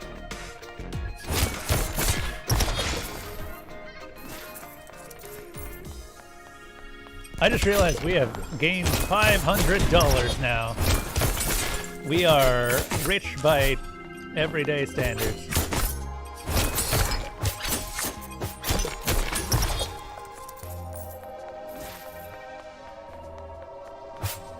This is the minimum I'd get out of bed for.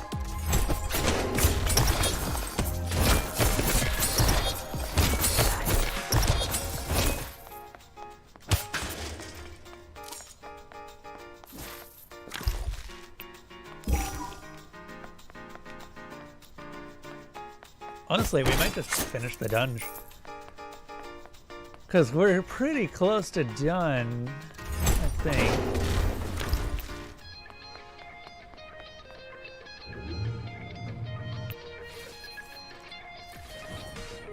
La Rosa Floor 8.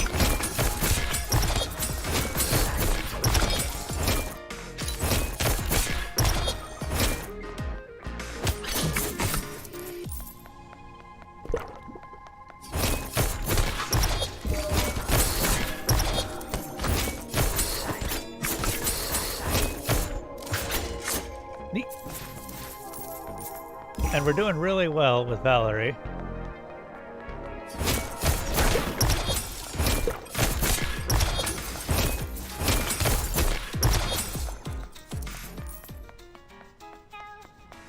Sorry, Valeria.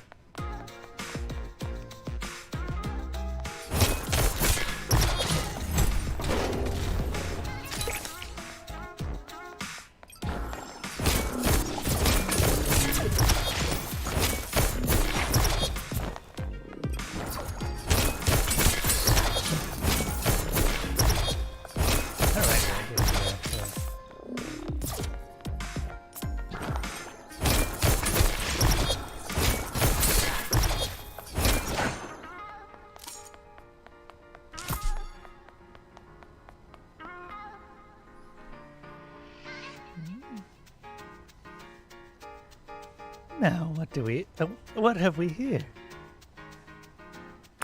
No. Huh? Wow. This bar has all the whiskeys. A girl could get used to this.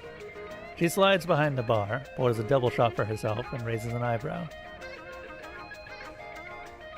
Sure. Well, honestly, I can think of many reasons, but let's pretend we're drunken masters. Mm-hmm. She pours you a drink and sips her own. Every muscle of her face relaxes in pleasure. Just kidding. Drunken masters are always hand-to-hand. No sharp edges.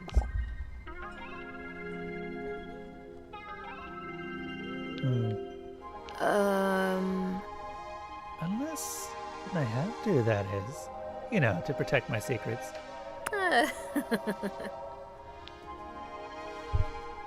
Do swords get drunk? I have many questions.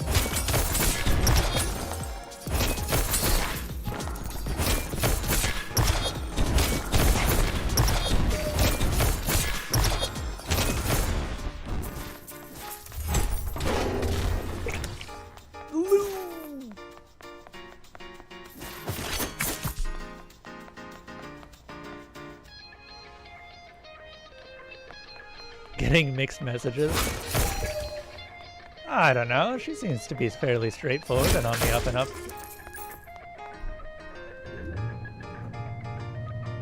I still probably should have told her that we should probably just stay friends. Oops. A monster-free zone, you say? Huh? Mm-hmm. Well, I probably should have saved this for later. Oh well.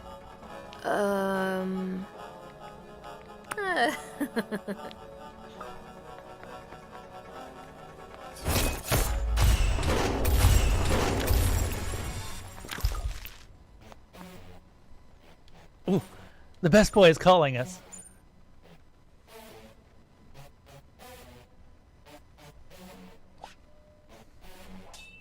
Sorry, he's texting us.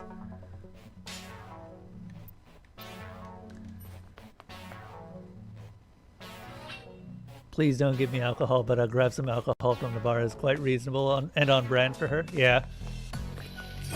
She will take alcohol if she's the one who pours it.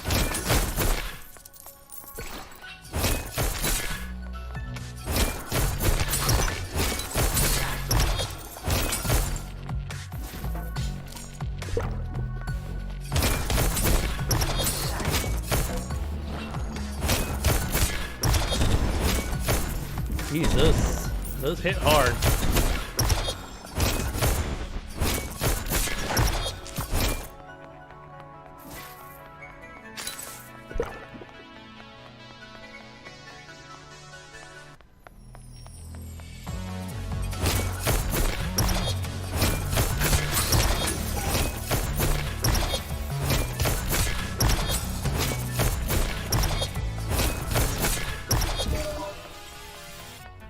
Luckily, we're still killing it fast enough that we don't really have to worry too much about how hard things hit. Mostly.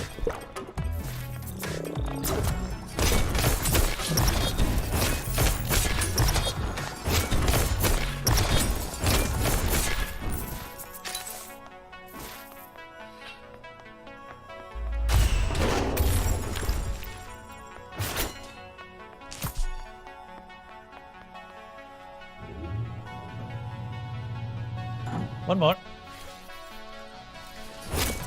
La Rosa floor 10.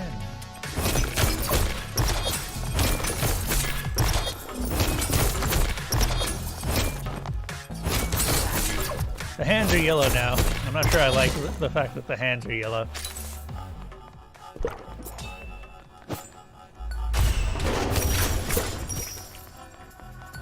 Look at all that holy energy we're picking up now. We can become a priest. Bless all of the things. How exactly does one apply holy energy? Is it like holy water?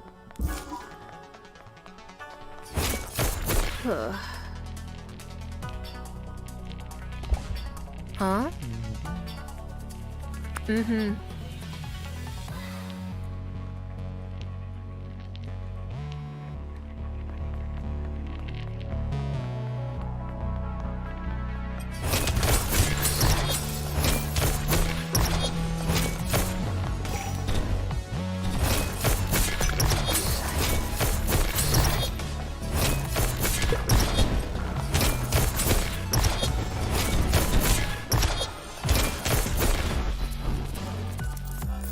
Yeah, she definitely does do the most damage of any of the weapons. Hey Malarthy, you still around? Probably not. Actually, wait, I've got a bot that allows me to literally check. No.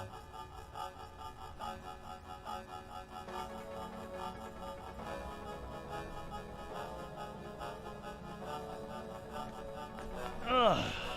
Okay. We do have to date that cat.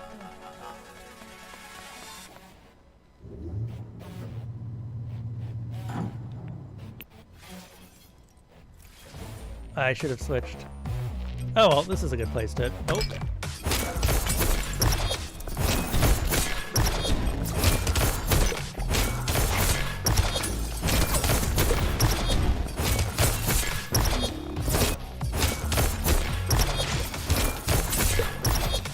It's definitely the last part of the dungeon.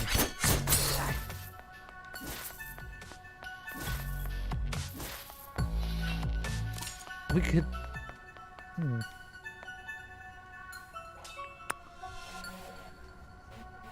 There we go.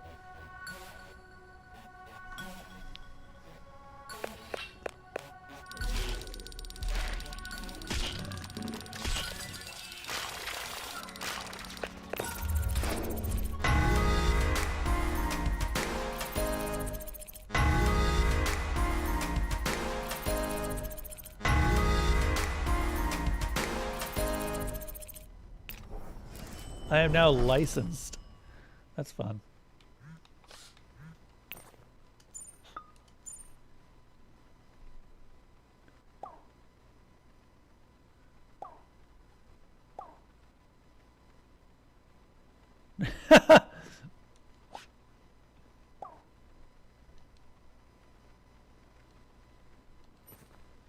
All right. But first we have to visit Isaac. Isaac. Wait, who did we date here? Oh, okay, that's the final encounter.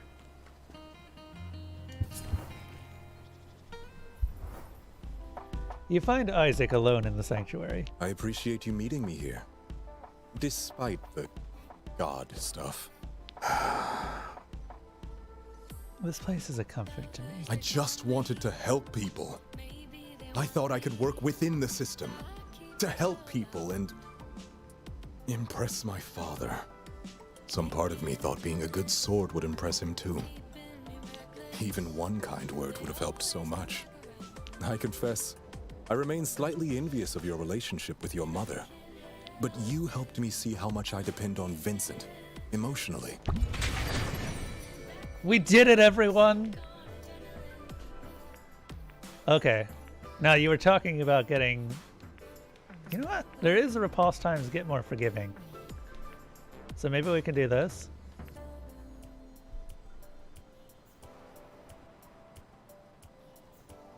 Kid Fox Games says to seize the means of production. What does that mean?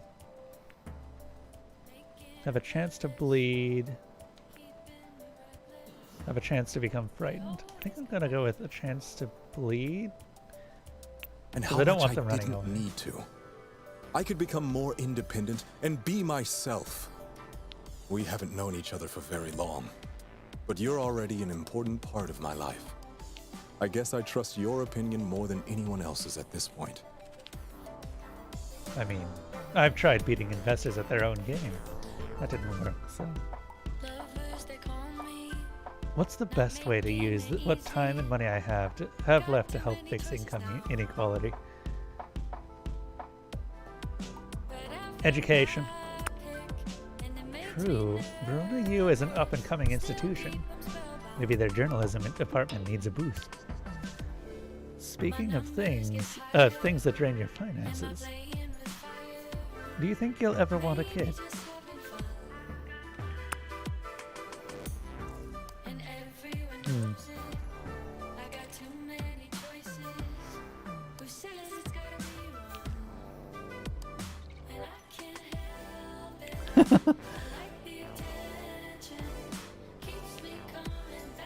Either way, I'm glad we'll have each other for support. This summer has been so chaotic. You've been a comforting constant. My rock. So I decided to get you a rock too. He gives you a small but heavy wooden box. You open it to find a quartz whetstone. I don't really need sharpening per se, but it's a symbol of how much you mean to me. You gain double love with all weapons, unlimited by love rank. With the whetstone, you're a master wielder. You gain double love with all weapons, yes. Never change.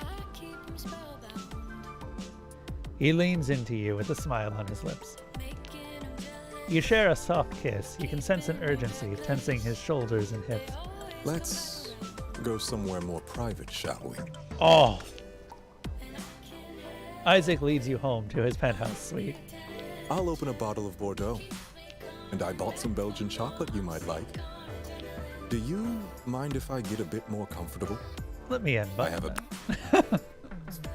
His eyes widen, but he smiles as he allows you to assist in disrobing. You enjoy a quiet evening together.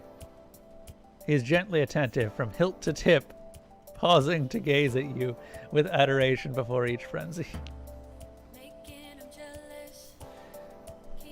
In the morning, he awakens you with gentle kisses, from your temple down to your jaw, to your shoulder.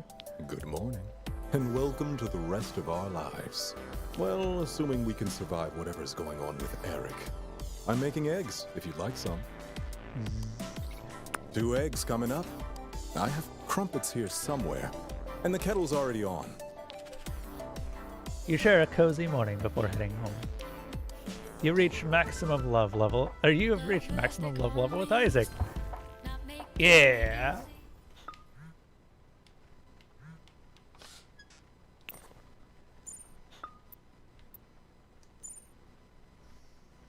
It's sad my favorite fencing student is leaving Verona Beach soon.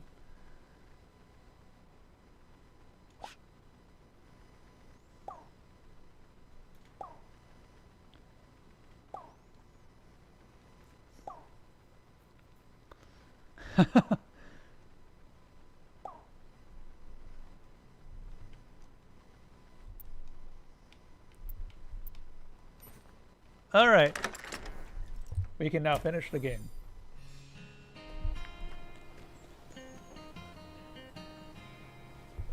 However, we still have many cats to date. Is anyone interested in seeing all of the cat dates? Because I am definitely interested in seeing all the cat dates.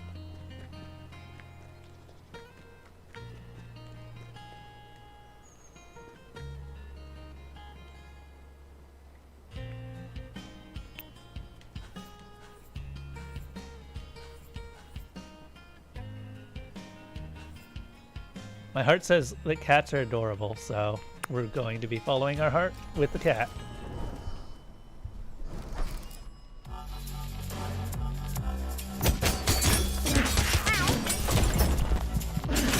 Oh, wow. Okay.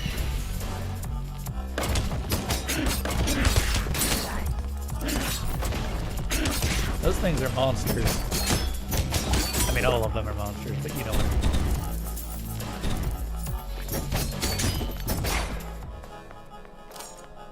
I mean. Meow.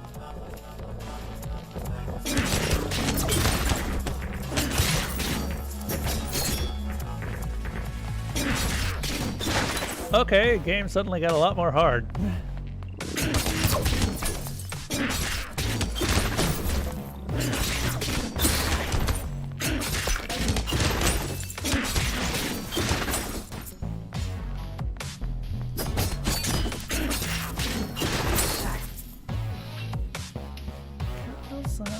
Look, we're dating a kitty.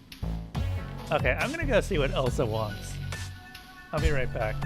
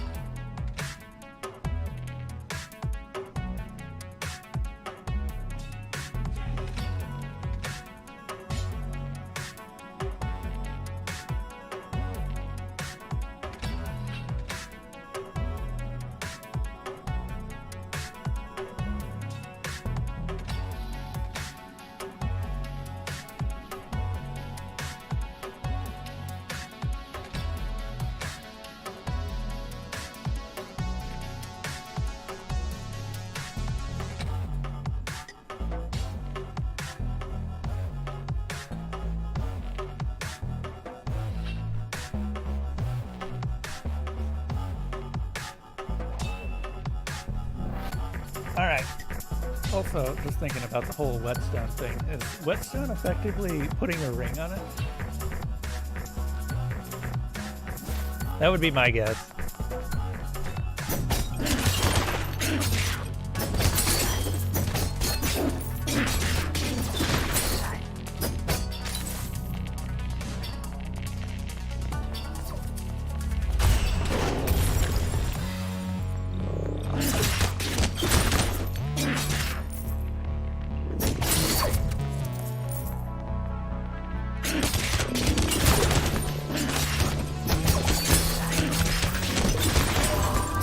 Jesus, that's a lot of enemies. Thank God that we're using the cat.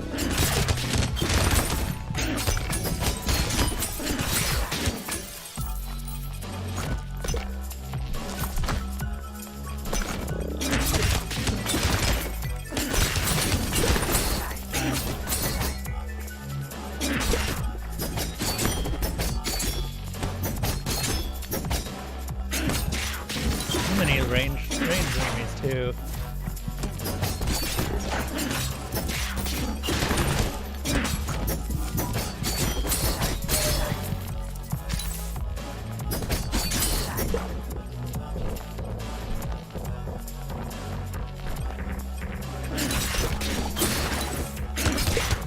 Gotcha!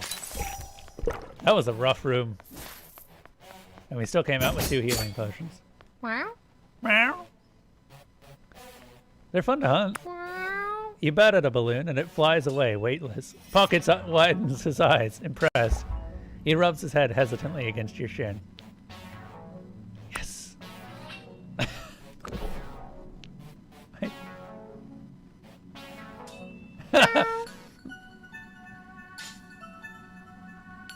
Okay.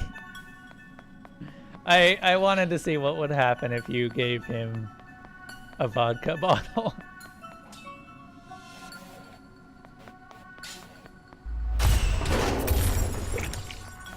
And thank God you cannot poison the cat.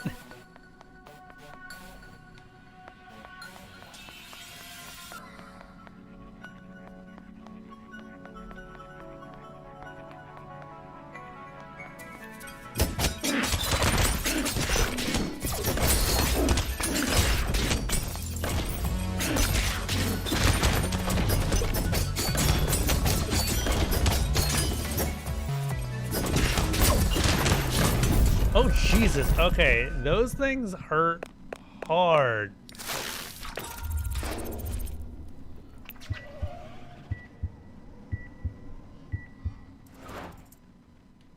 On the upside, we now have a date with Pocket.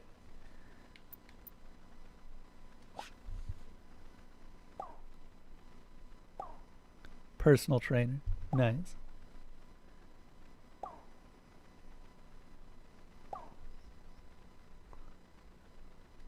Well, we're gonna have to go and visit wherever Pocket is. I'm guessing he went to the park?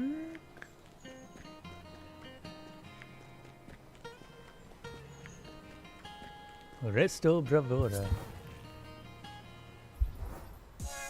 You find Pocket sitting outside Bravura. It seems closed for the afternoon. As soon as you arrive, he stands and walks up to meet you. Pocket rubs his head against the bottom of your legs, purring. He puts his front paws on your leg, looking up into your face. You want something? Pocket suddenly darts around you, pawing you playfully as if in a game of tag. He runs towards the restaurant, and you notice something hanging from his mouth. It's your wallet! The cat took your wallet! He pushes his way into the restaurant door. How did he know it would be unlocked? You follow him, determined to get your wallet back. You're alone in the restaurant except a tired-looking man you assume is the owner. Hmm?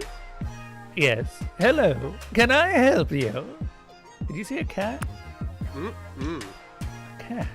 No, certainly not. This is an eating establishment. You see your wallet on the floor of the restaurant. You go pick it up. All your money is still inside. A clamor rises from the kitchen. Something's gone awry. Now what? Pocket runs past, a giant fish hanging out of his mouth. Ugh. Oh Lord, I suppose we should call animal control. He's already out the door. The money is only half out. Half of it, you know it. The money is only half of it, you know. I source my ingredients carefully. Just please leave. And make sure your animal does not come back. Yeah, it's cats for you. Outside, you don't see Pocket anywhere. You head home. But after just a block, you hear Happy meowing. Looking around, you find Pocket, enjoying his fish immensely. Yes.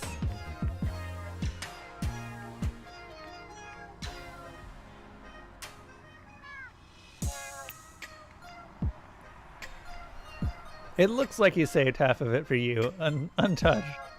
Trying to bribe me? Pocket flicks his tail casually. No. Abruptly, he freezes, his ears flatten against his head. A growl starts in his throat. The cat from before stalks into view, eyes fixed on Pocket. It walks up and starts to eat Pocket's fish. Pocket doesn't seem to know how to react to this fish thief. He's frozen. Maybe you can be friends. You pet Pocket to calm him down, and though he continues to growl as his fish is eaten.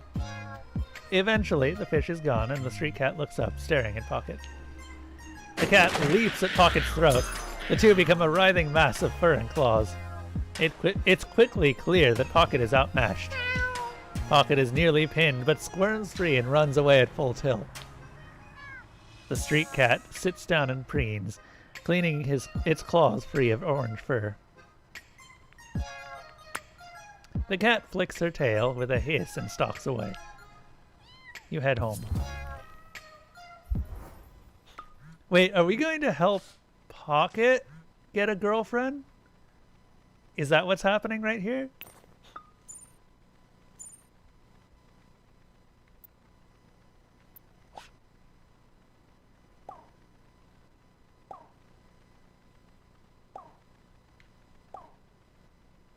We can only pray.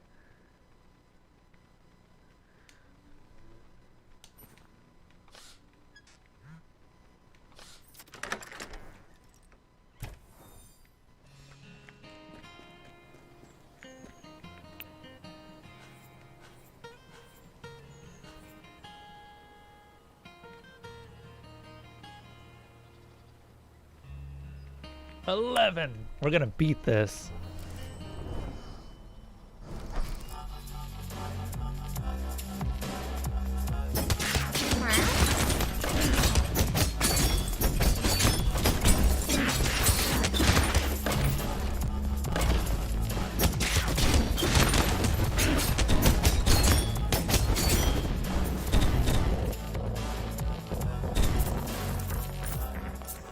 So many coins.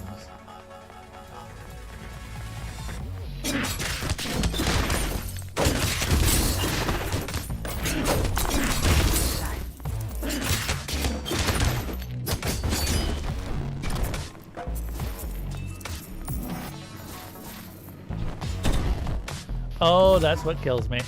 Okay. The thing drops the notes, the suicide notes. And I do huge amounts of damage.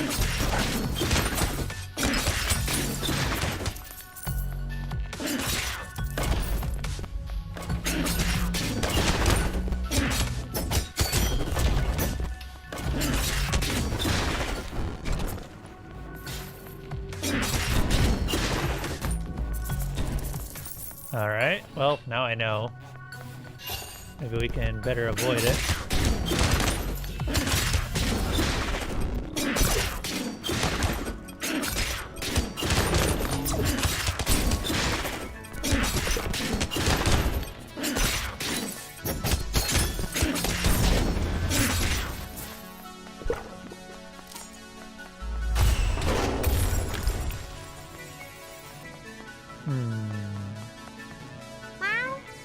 Pocket hops up on the nearby pool table and bats at a ball frantically, excited as it rolls.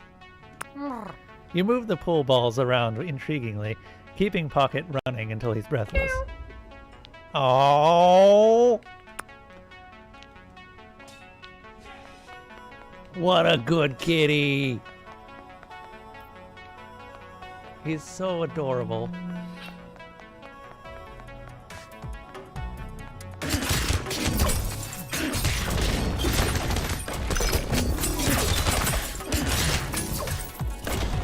I'm not going to go over to that thing. Oh, Jesus, never mind. This thing just murders your health bar in one shot.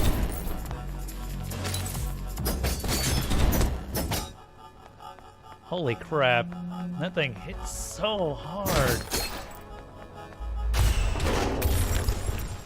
Like, I was at full health when I took that hit.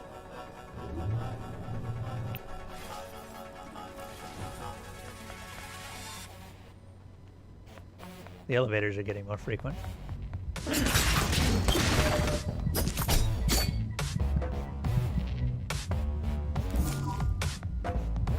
Your weapon will see your true heart?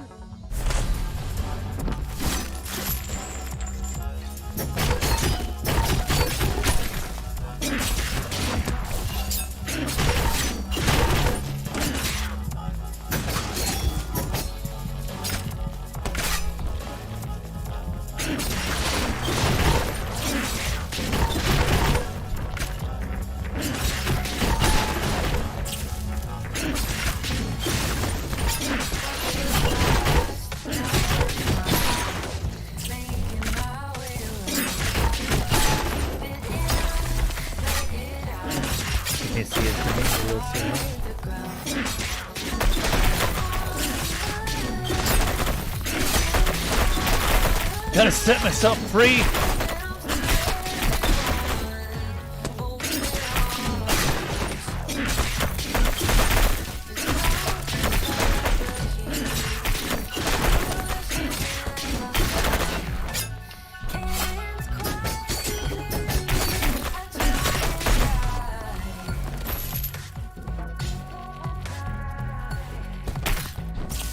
I'd risk so much to let someone see the real me.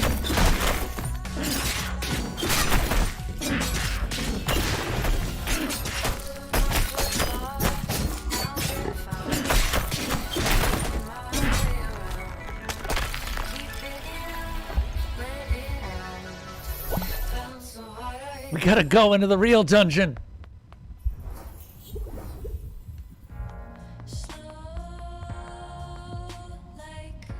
A strange thing looks you up and down, smirking appreciatively. You realize they're familiar, but you can't quite place it. What are you? You've been afraid of intimacy for so long, but you don't even recognize me? Call me Dungeon Boyfriend. It was me all along. When you saw the sexy scenes in movies and looked away, I was there. When you first imagined someone's lips on yours and froze, I was there. Not just physical either. Remember when you first started hiding your true self? I do. I may be a dungeon, and I know I'm not the only one you've been grinding, but give me another chance. I've kept you safe from being hurt, being used, or being violated. I've been by your side for so long. What would your life even be like without me? I'm not afraid anymore. Bold. I'm sure you have plenty of other fears. What about poor old Dungeon Boyfriend, huh? Give us a goodbye kiss, won't you? For old time's sake.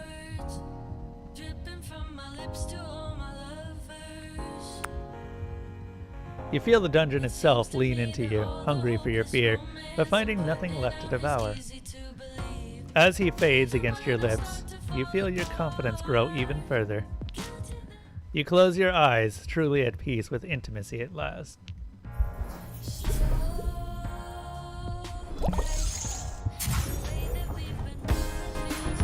Boss defeated!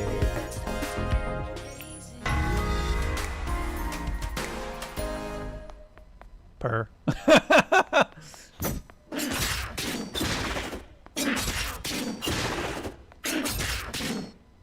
All right. That turned out pretty well.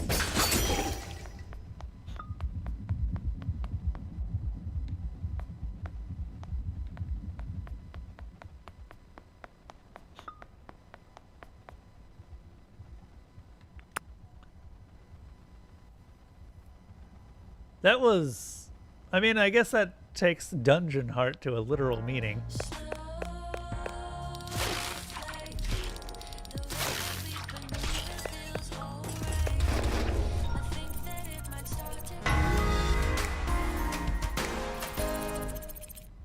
We are now a hero. Alright, what's going on with Eric?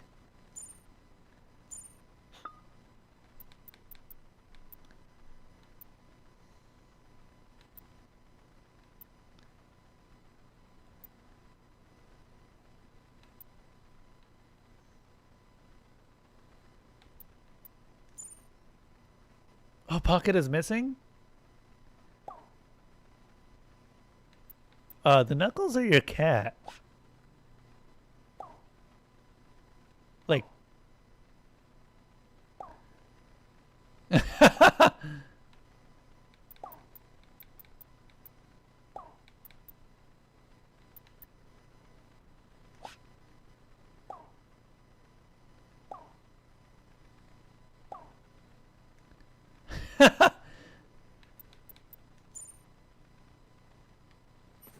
Alright. That was... Apparently the owner did not know that the cat can turn into some brass knuckles. Let's go to the museum with the cat. Wow. You find Pocket sitting around the Verona Beach Museum. He's looking at you expectantly. Meow meow. He rolls his eyes into a yawn. I do not have a gift for a cat. You decide not to give a gift right now. The door opens suddenly. Pocket jumps out of the way, eyes wide with curiosity. Oh, if it isn't the elusive Kim. What luck. I wanted to discuss our next date. Pocket is suddenly on full alert, and as if someone had stepped on his tail. God, stand back, Kim! I know this cat. He's a dangerous wild beast! Meow. Ugh. Eric tries to kick at Pocket, but the cat sprints past into the museum. Never hurt him! Ah! Eric flinches back from your fury. You imagine his tail would be behind his between his legs if he had one. You brush past him into the museum lobby. You enter just in time to see Pocket's tail disappear into the prehistoric exhibit. You follow, browsing the dinosaur bones and surreptitiously checking nooks and crannies. Eventually, you find him gazing at a saber-toothed cat skeleton the size of a panther. You take a moment to admire the skeleton's preserved ferocity from tusk to tail. The label reads, Smilodon fatalis, excavated in Verona Beach, California State Fossil. Pocket releases a small wheezy sigh at the Smilodon. Is this your role model?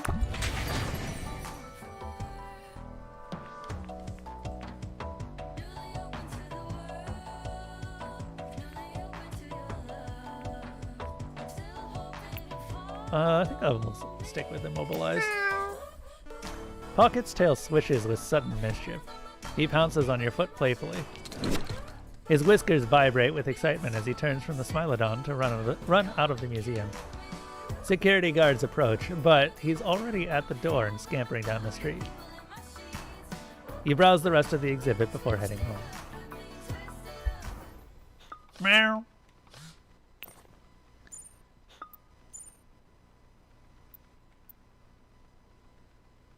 He's more educated.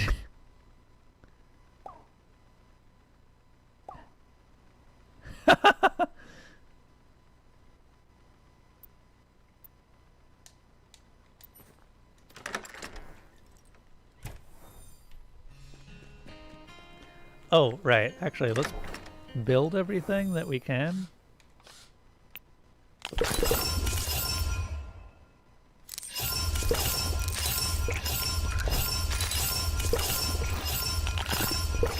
Which is apparently a lot of things. Neat.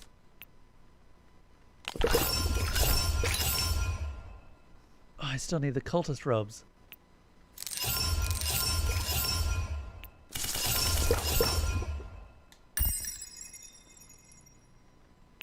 The console?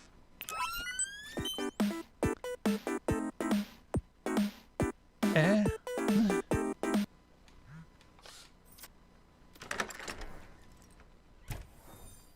All right.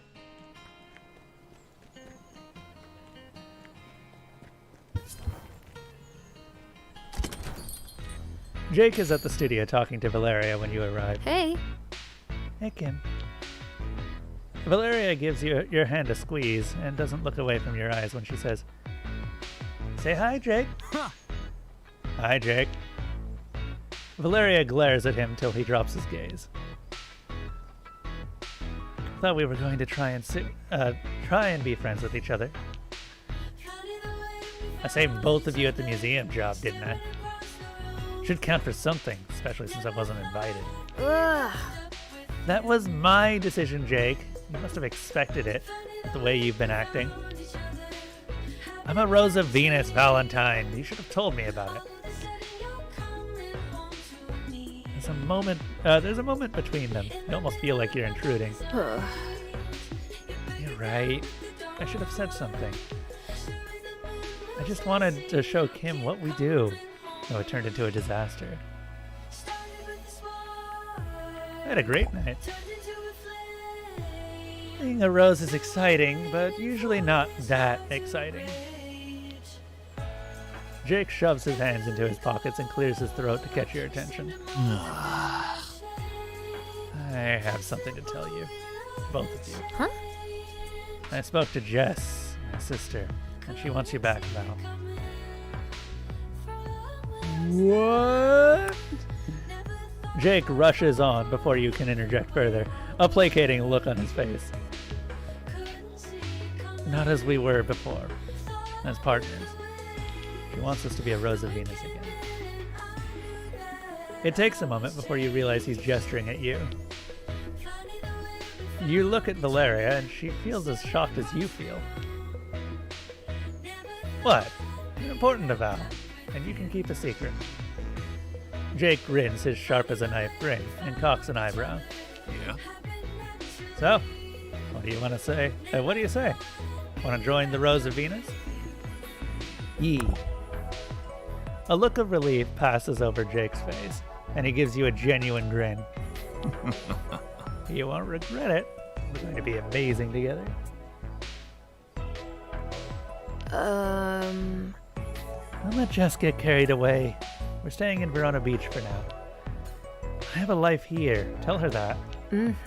Tell her I'm happy and tell her I'm in love. Jake looks between the two of you, then he shakes his head. Yeah. I'll tell her. Take care of yourself, Valentine. He turns and gives you a gruff nod. And you too. The bell above the door rings as Jake departs, leaving just you and Valeria in her studio.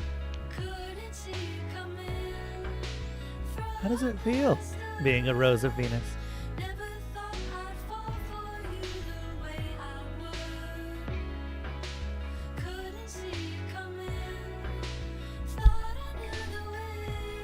It's the big time! Huh. Maybe it'll feel more normal when you have a paintbrush in your hand.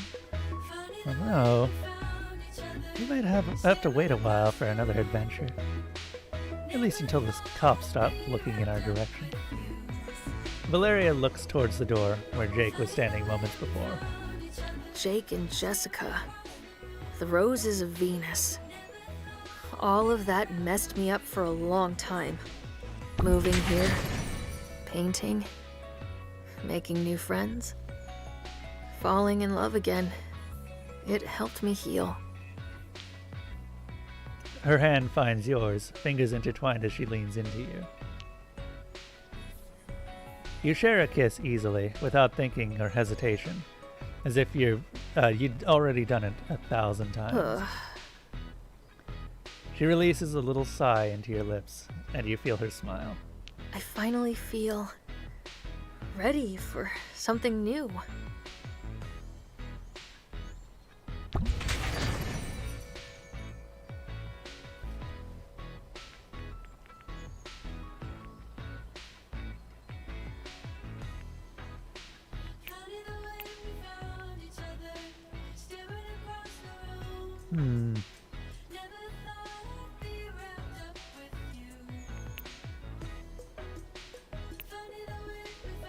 Valeria ducks behind the counter before you can answer and puts out brushes and paints. You mind if I sit and paint you? Just for a little while? Sure. Thanks. You sit for her, watching as the line between Valeria's eyebrows crinkle in concentration. A warm silence is interspersed with laughter as she brings you to life on her canvas. Ciao. Eventually, you head home.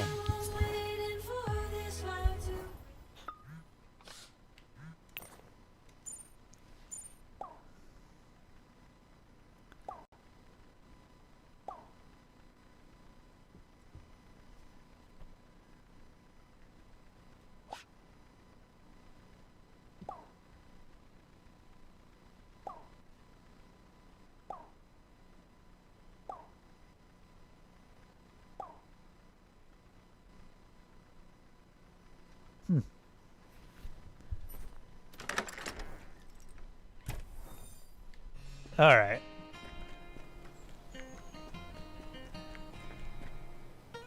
Elsa, what are you up to?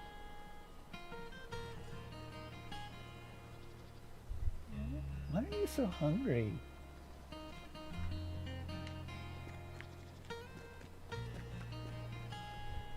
I'm gonna turn on a cat cam at this rate. I would if I knew what the camera was.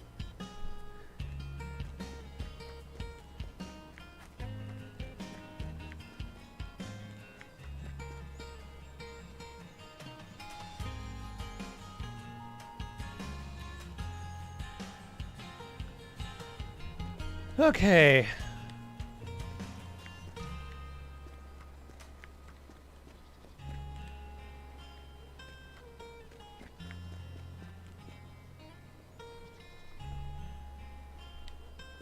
I think we're ready to try the final dungeon.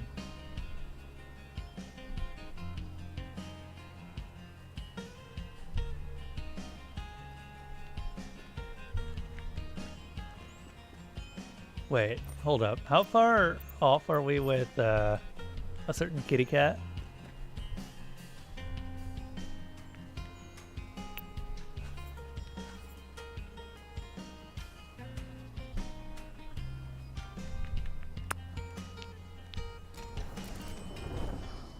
I wonder if you can just fight this boss again. La Rose.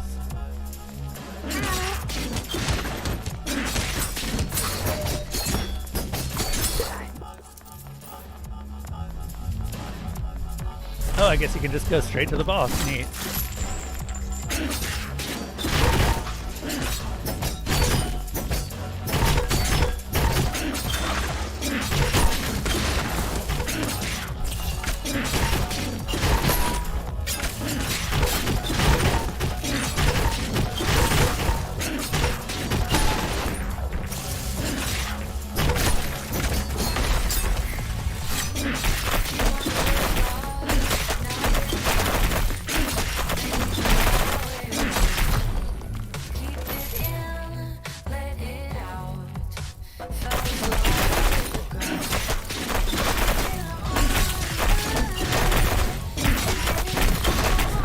Done.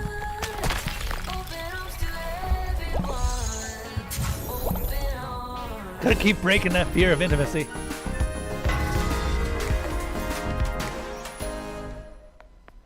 I have absolutely no idea how much that is worth, but I broke it. Hats.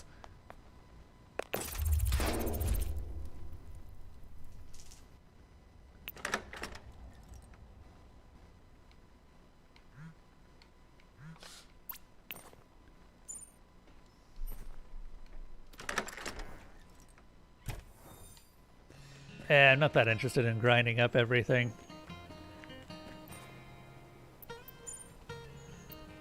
I like the kitty, but I think we're good. Let's go and see what's up at Naked Steel. From this point on, you can only continue with a rank 6 weapon and no longer save the game. Come on, Isaac.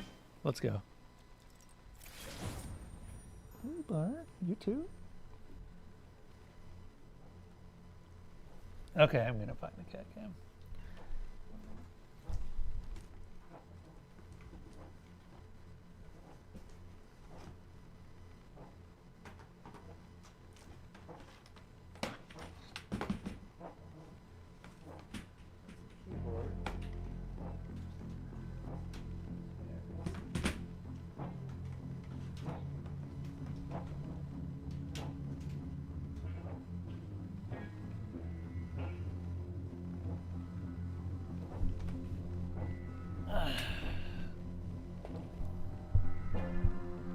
All right. Let's go. There's a trap door here somewhere. Aha! There! He pulls at the metal ring on the floor, exposing a staircase down into the darkness.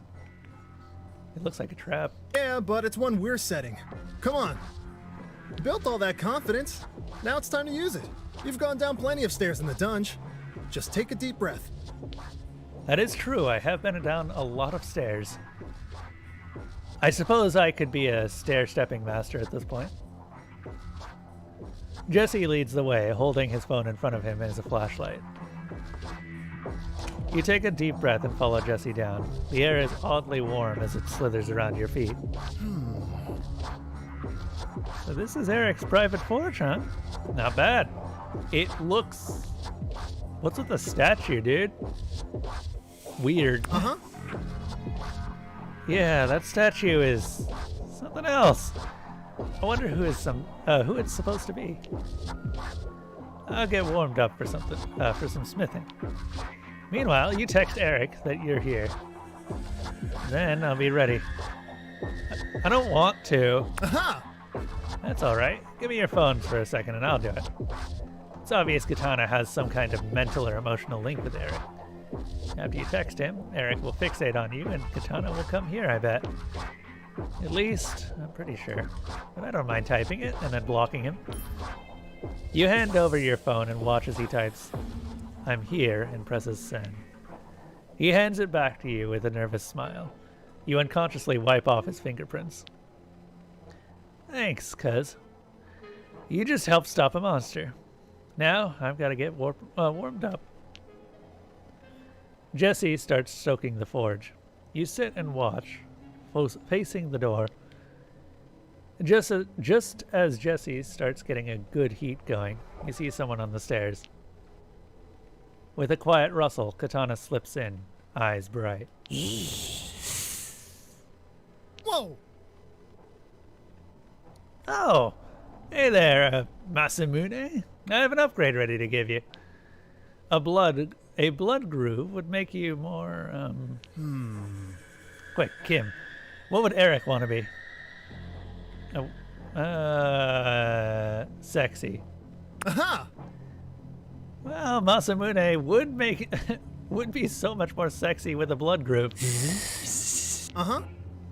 It's true. A groove that lets blood flow out when you stab someone is a new technology. And just come over to the forge and I'll upgrade you. You hear another set of feet on the stairs. Mm-hmm. Go with them, my firstborn. Get your upgrade. It's for the best. Lies. They are really getting their absolute maximum value out of that line. He really does have a will of his own, despite my best efforts. He must have inherited some intellect from the metal he shares with your weapons. My weapon? It's like I told you. It was wrong, but I took pieces from other weapons when I was gathering materials.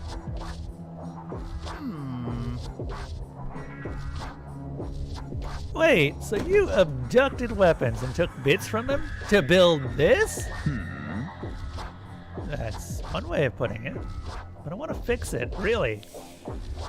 Come on, Masamune. Don't you want a bit of hammering? It'll be like old times. All I want is Kim or death.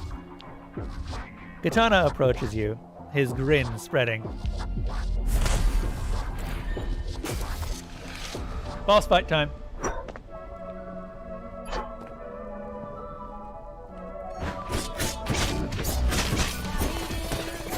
Oh Jesus, that does so much damage. That's okay though.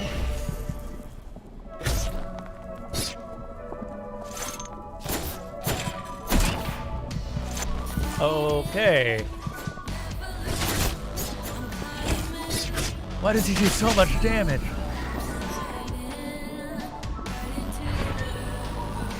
What's happening to him? Oh, to me! Oh, he's got more swords.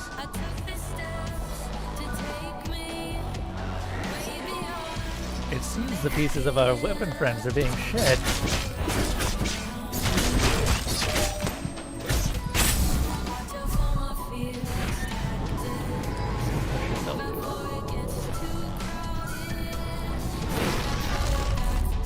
What the heck? Eric shudders. A dark energy links him to the forge and the katana. He's inherited my worst impulses. Nobody will be able to hurt him more than his own self-loathing. You have to choose your words carefully. Eric and katana are physically linked. I can't say I blame him. I hate everything about myself too. How I look, how I talk, how I act. There's time left to improve, though. Eric looks at you with a flicker of hope. You think so? I want to believe there's a way. Somehow. Katana flinches and cries out, as if you hurt him.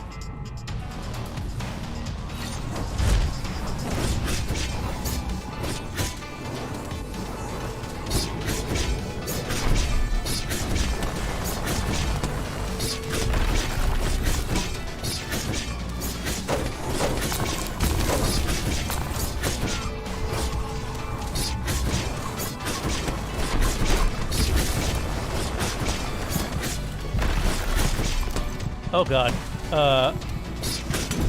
Yep. This is hard.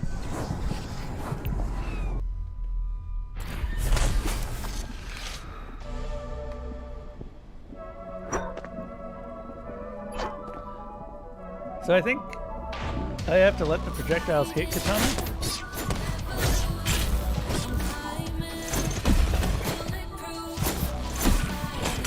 Oh my god. He does so much damage and it's almost impossible to parry.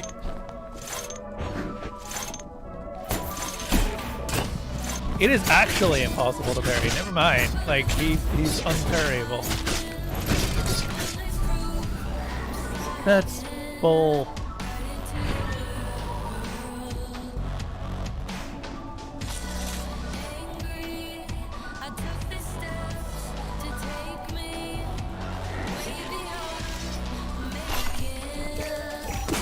Eric had a question mark over him at that stage.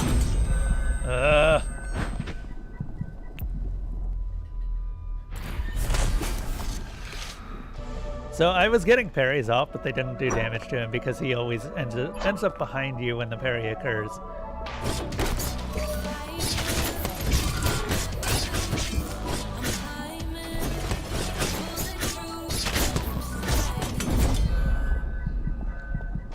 I do not think that I can do this without the Phoenix heal. I kind of wish that I had Valeria right now.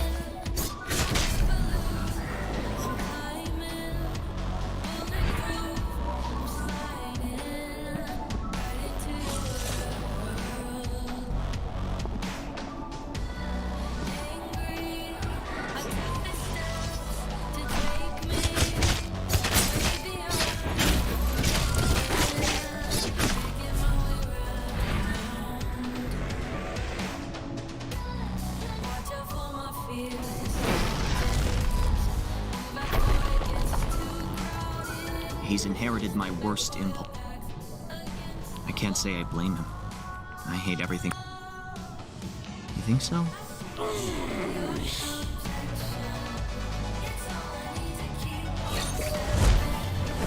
Okay, so I just have to let him take damage, it seems.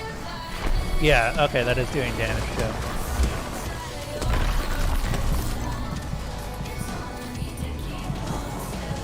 So, focus on the bullet hell.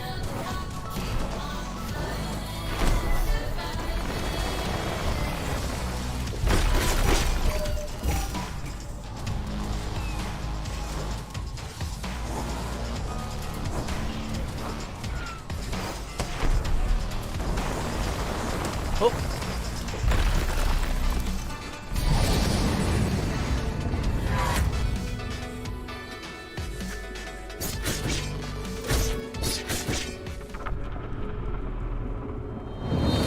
Oh, yeah, you're right.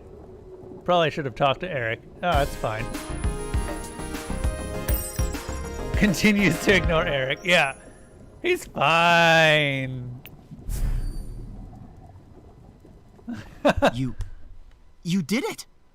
I hoped, feared, that he was invincible. You hoped that he was invincible. What the hell? Don't you dare try to make a better one. No more weaponsmithing. Just chill out, okay? Chill?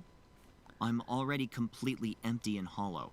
I can't be more chill. But it's clear to me now what I should do. What I must do. Exactly. Oh! I regret so many of my choices. My relationship with weapons has been unhealthy. Where yours were all based on trust and intimacy, mine were about power. Heavy. I need to talk to a professional before I hurt anyone else. I need to learn how to love. It can take a while to find the right person. Let me know if you need a reference. Eric nods, self-loathing cold on his face. You escort Eric out of the forge, up the stairs into the street. Goodbye, Kim. Jesse, Isaac. I hope I can earn your forgiveness someday. Bye, dude. Good luck, getting help. Eric gives you a final bow and leaves, eyes downcast. Party! Yup. See ya. Jesse hugs you and wanders off towards his house. We accomplished our goals. We faced your fears and protected Verona Beach. Just in time for you to catch your flight home, it sounds like. I don't want to go. I'm glad you found a place here. And some comfort, even for a little while. He pulls you into a hug, and his arms and chest solid. His arms and chest solid against you. Sleep well, mon ami. May our celebration tomorrow be worthy of you. He bows and excuses himself. You head home and collapse into bed. In the morning, the sun rises like any other day, but this is your last day in Verona Beach. You don't have much to pack, some clothes and a few keepsakes. It only takes a few minutes. It's all over. The thought of getting on a plane makes you conflicted. You take a deep breath, feeling this moment take root inside you. Soon after you finish packing, you hear a familiar knock on the door. Hey, cuz. I have a full day planned before your flight. Oh, Give you me your got a new luggage. shirt. Let's go. Yo, where? Just don't worry about it, okay? Come on. Everyone's waiting. Put on this blindfold. He warmly jostles you out the door. You follow him, downstairs, then across the street. You hear a familiar crashing of waves against the sand and reach for your blindfold. Ta-da! Everyone's here, and we're ready to party in your honor. Whoa!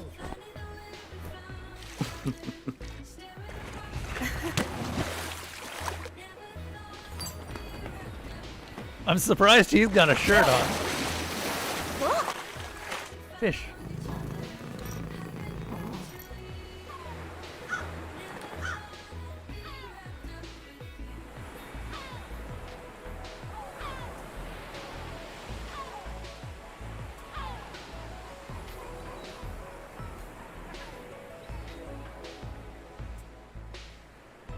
You spend the day swimming, chatting, and having fun together.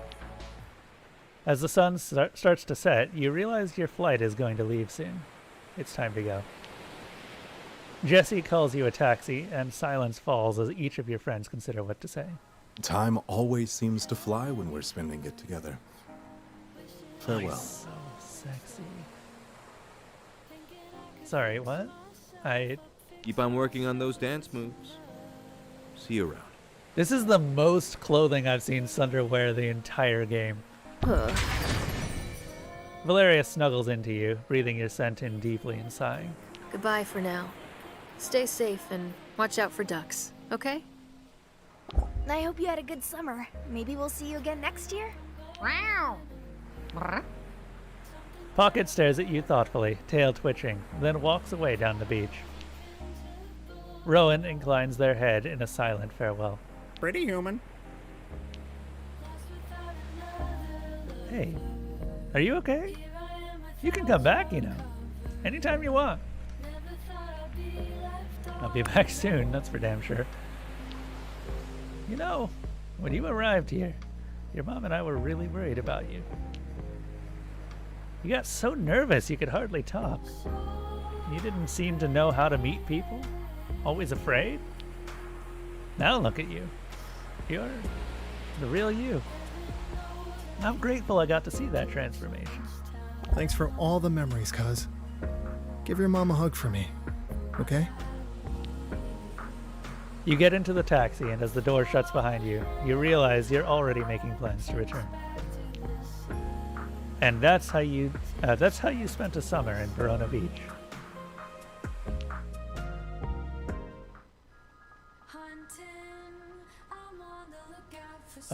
Wait. What? Okay.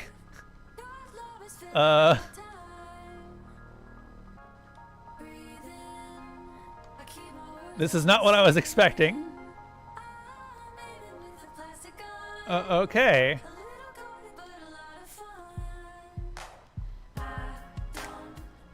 Sudden end game. What is this? A Guitar Hero thing?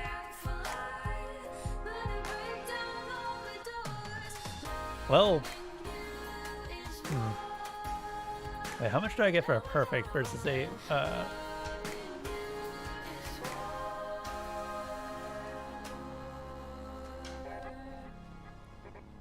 Ah.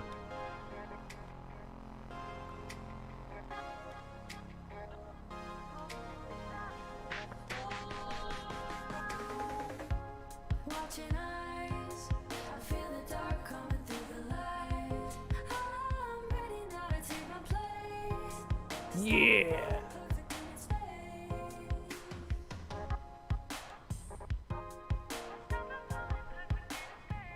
Got that combo going.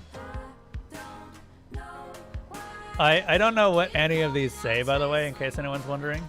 I wasn't paying that much bonus. No, I read the word bonus. All right.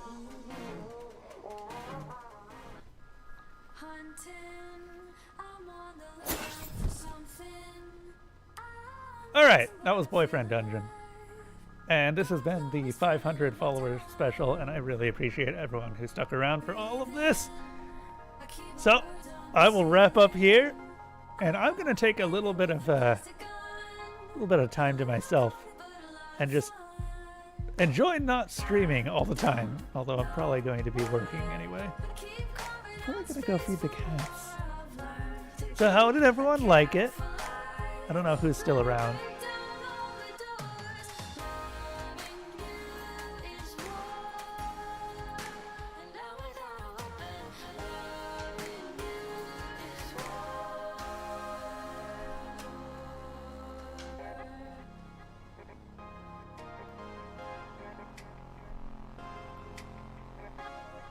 Okay. It was definitely... Yep. Given that it's a dating sim, yeah. There were definitely some times where some of the combat felt like it wasn't really built for it.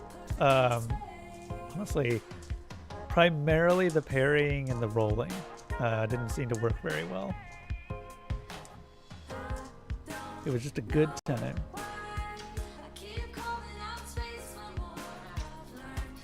I think they could have fixed the parrying pretty easily by just having... It's the Dark Souls of dating sims. My god, someone... You know someone has said that. Wait, hold up. Actually. Hold up. We're gonna find out if someone said that. Oh, whoops. Hold up. I need to change something in the background.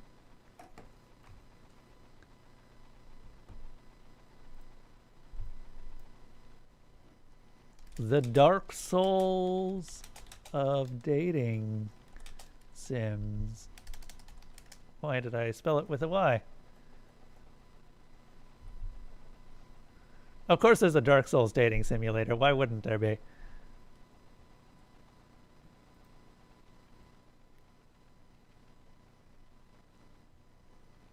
Dating simulator features extra hard what are we mode. What?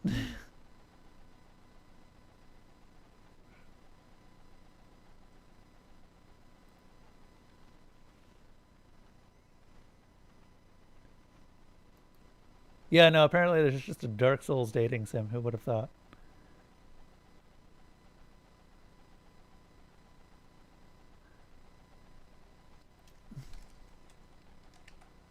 Whoops.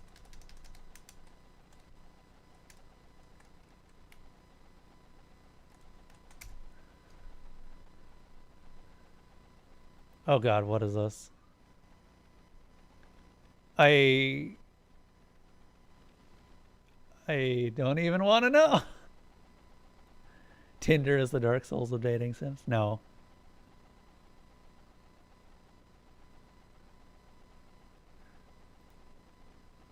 The Dark Souls of needs to stop.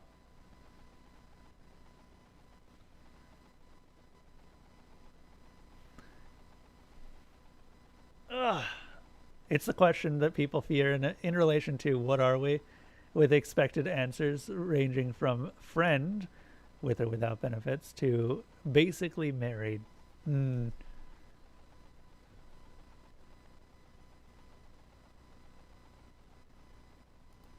Okay. You know what? I'm good with not knowing if there's an actual Dark Souls of dating sims out there. Although I guess there is literally Dark Souls in a dating sim. So, yeah. I hope everyone enjoyed that. Next weekend, we'll be back to Pathfinder Kingsmaker, in case anyone didn't notice, which, I mean, why would you? I didn't post it anywhere. I actually did put up a Kingmaker recap, which was 3 minutes, which makes it the longest recap this entire time.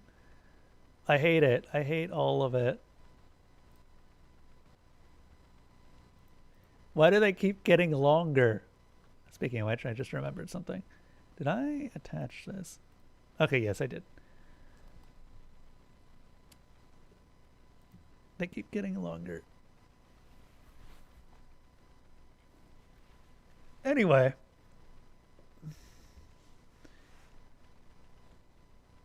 Yeah, I'm gonna... Well, the funny thing is, it's not their feeding time yet. It's not even close to their feeding time, and I don't know why Elsa is just constantly here.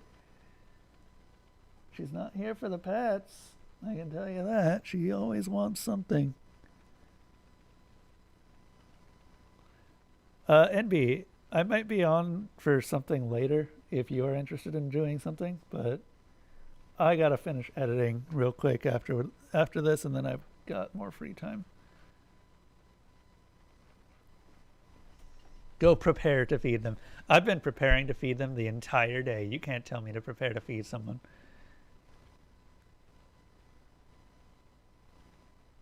You have chores that you've been neglecting. No problem.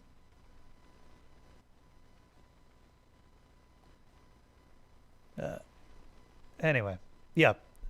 I said this yesterday, but I don't think there were actually that many people with headsets on. So I really do appreciate having everyone supporting me all this time. And as a final message to all of you, use your damn sound effects. All right, done.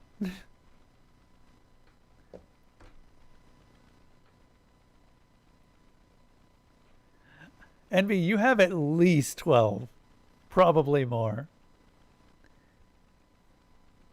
I haven't been keeping track very well.